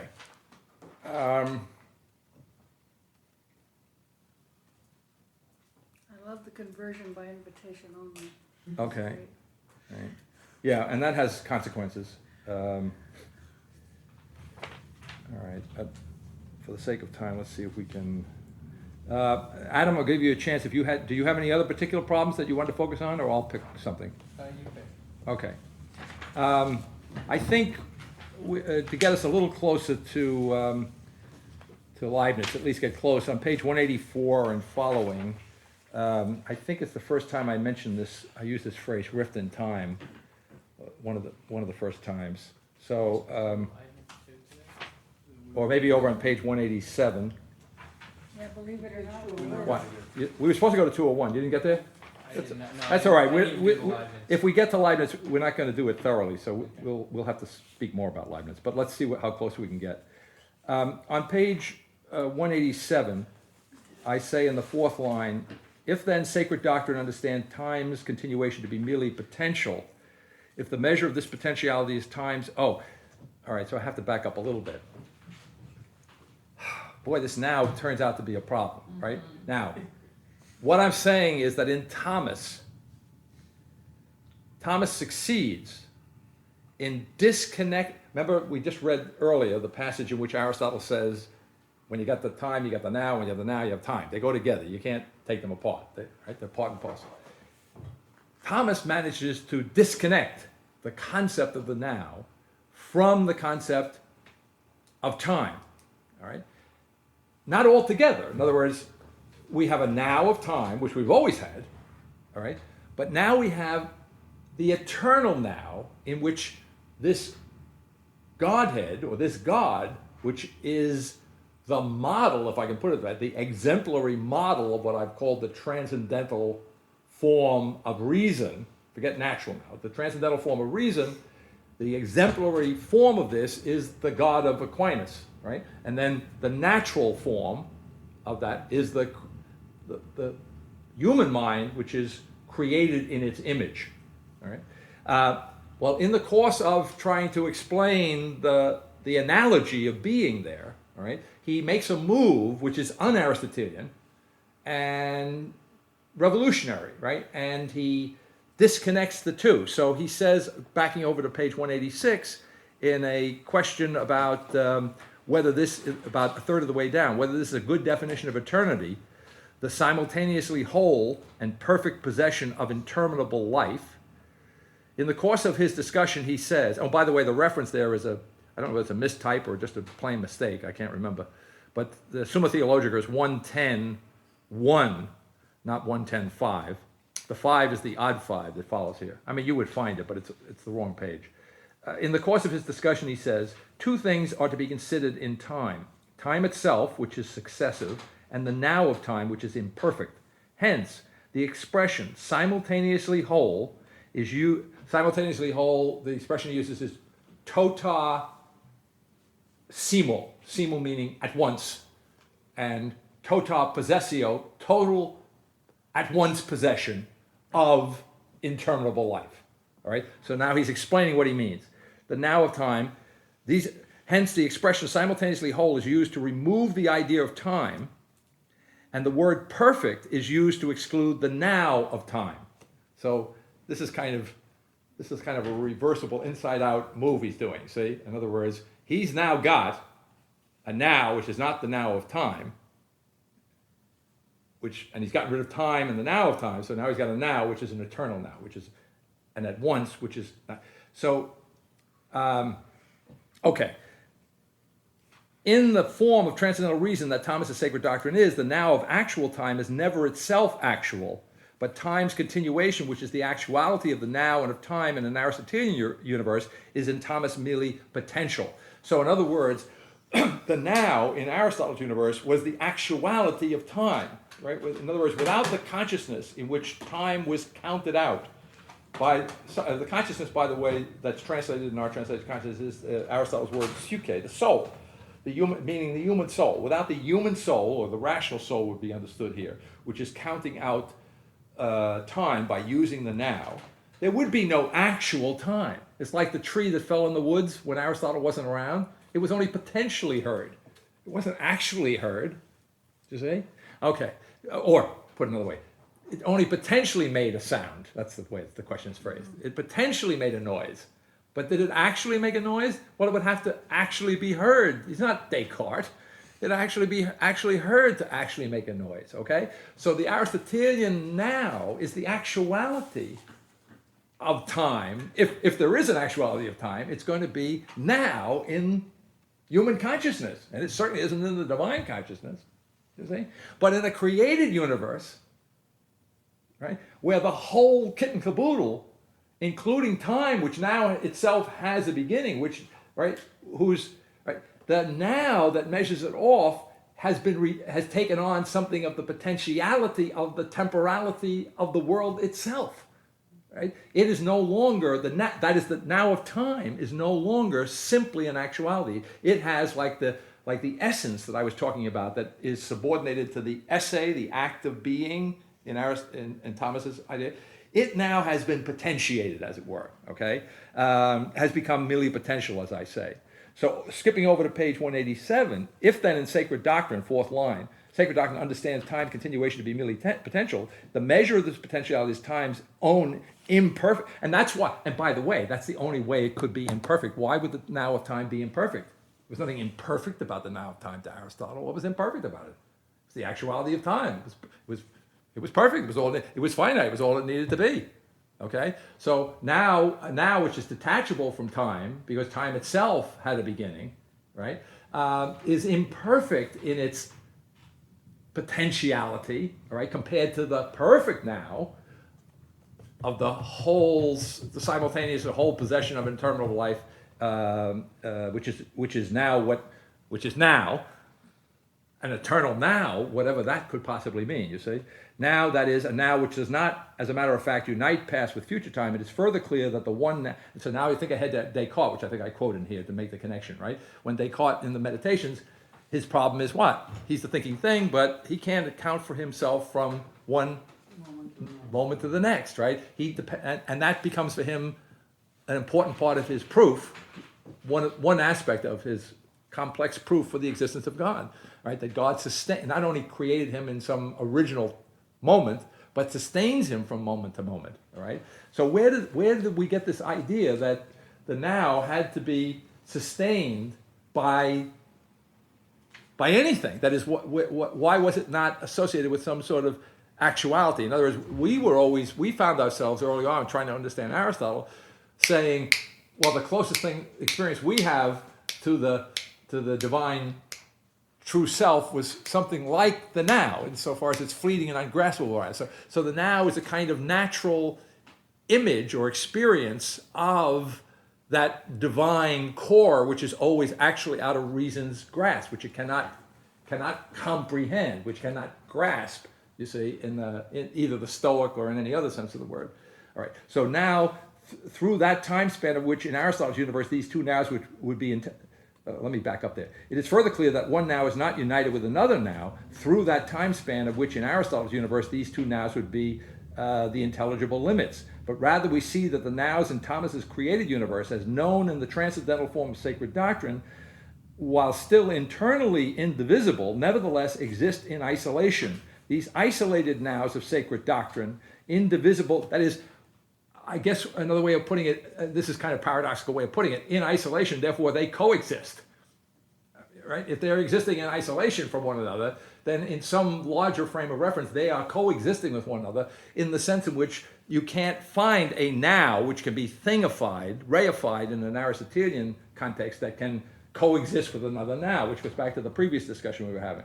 So the nows of sacred doctrine, indivisible instance, as in Aristotle, point to a rift in time itself. While in themselves, these isolated nows possess no actual existence. This radical, well, yeah, all right, I said that right. In themselves, the qualification comes at the beginning of the clause.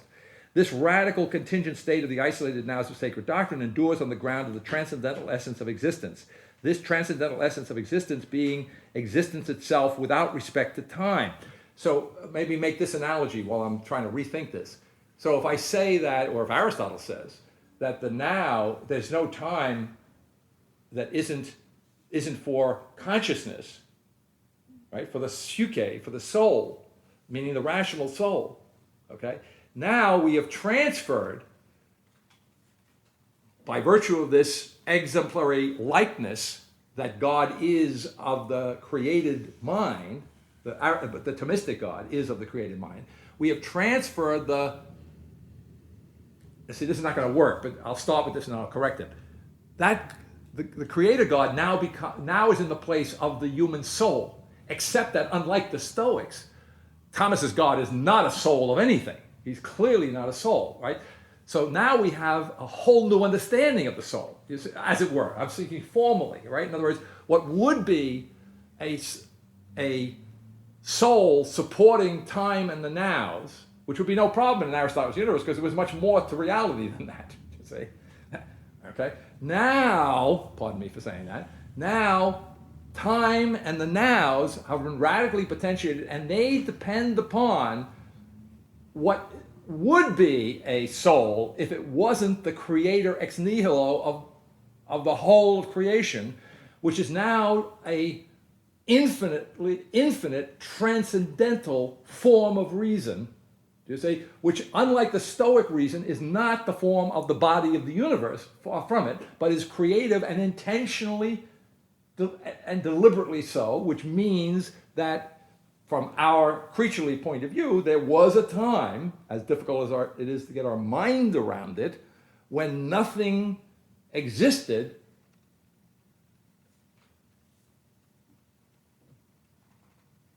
except that God decided, intended to make it be where it was not, where there was no potential for it to be. See? And the problem we have with that, the problem I think is inevitable, is that we as try as we might, especially when we're talking, it's very difficult to think outside of the presuppositions of our normal temporal experience, right? But I'm not saying it's impossible to do so, because I'm really saying here in effect that Thomas, whether he designed to do it or not, I don't think he designed much of this. I think he was just doing the best he could with what he had, and he produced something very, very new. But he did so because he was trying to reconcile what he knew scientifically from Aristotle with what he understood by faith, what he believed by faith. And he produced a whole new understanding of the nature and relationship of time to a mind, which in the first instance is an infinite divine mind. That mind images itself, it reproduces itself by likeness, not by generation, in the creature. And in that form, I call it, later in the text, if I haven't already said it, the transcendental form of natural reason, which is another way of saying, if I want to put it really pedestrian, the risk of being misunderstood, but we can't be misunderstood here, it's the natural form of a divine mind. That's the human mind becomes the natural form of God's mind. Right? That's a little oversimplified, but it's something like that. So it's not like Hegel was completely wacko or off base or without any historical justification for what he was doing. Now he may have done it too easily, and that would be Kierkegaard's objection on one level. I'm not saying Kierkegaard was thinking that way, because Kierkegaard doesn't have Leahy's problem, okay? But what I'm saying is, in effect, Kierkegaard might be construed to be saying, he certainly was saying it in theological terms, in direct terms, you've oversimplified the problem, okay?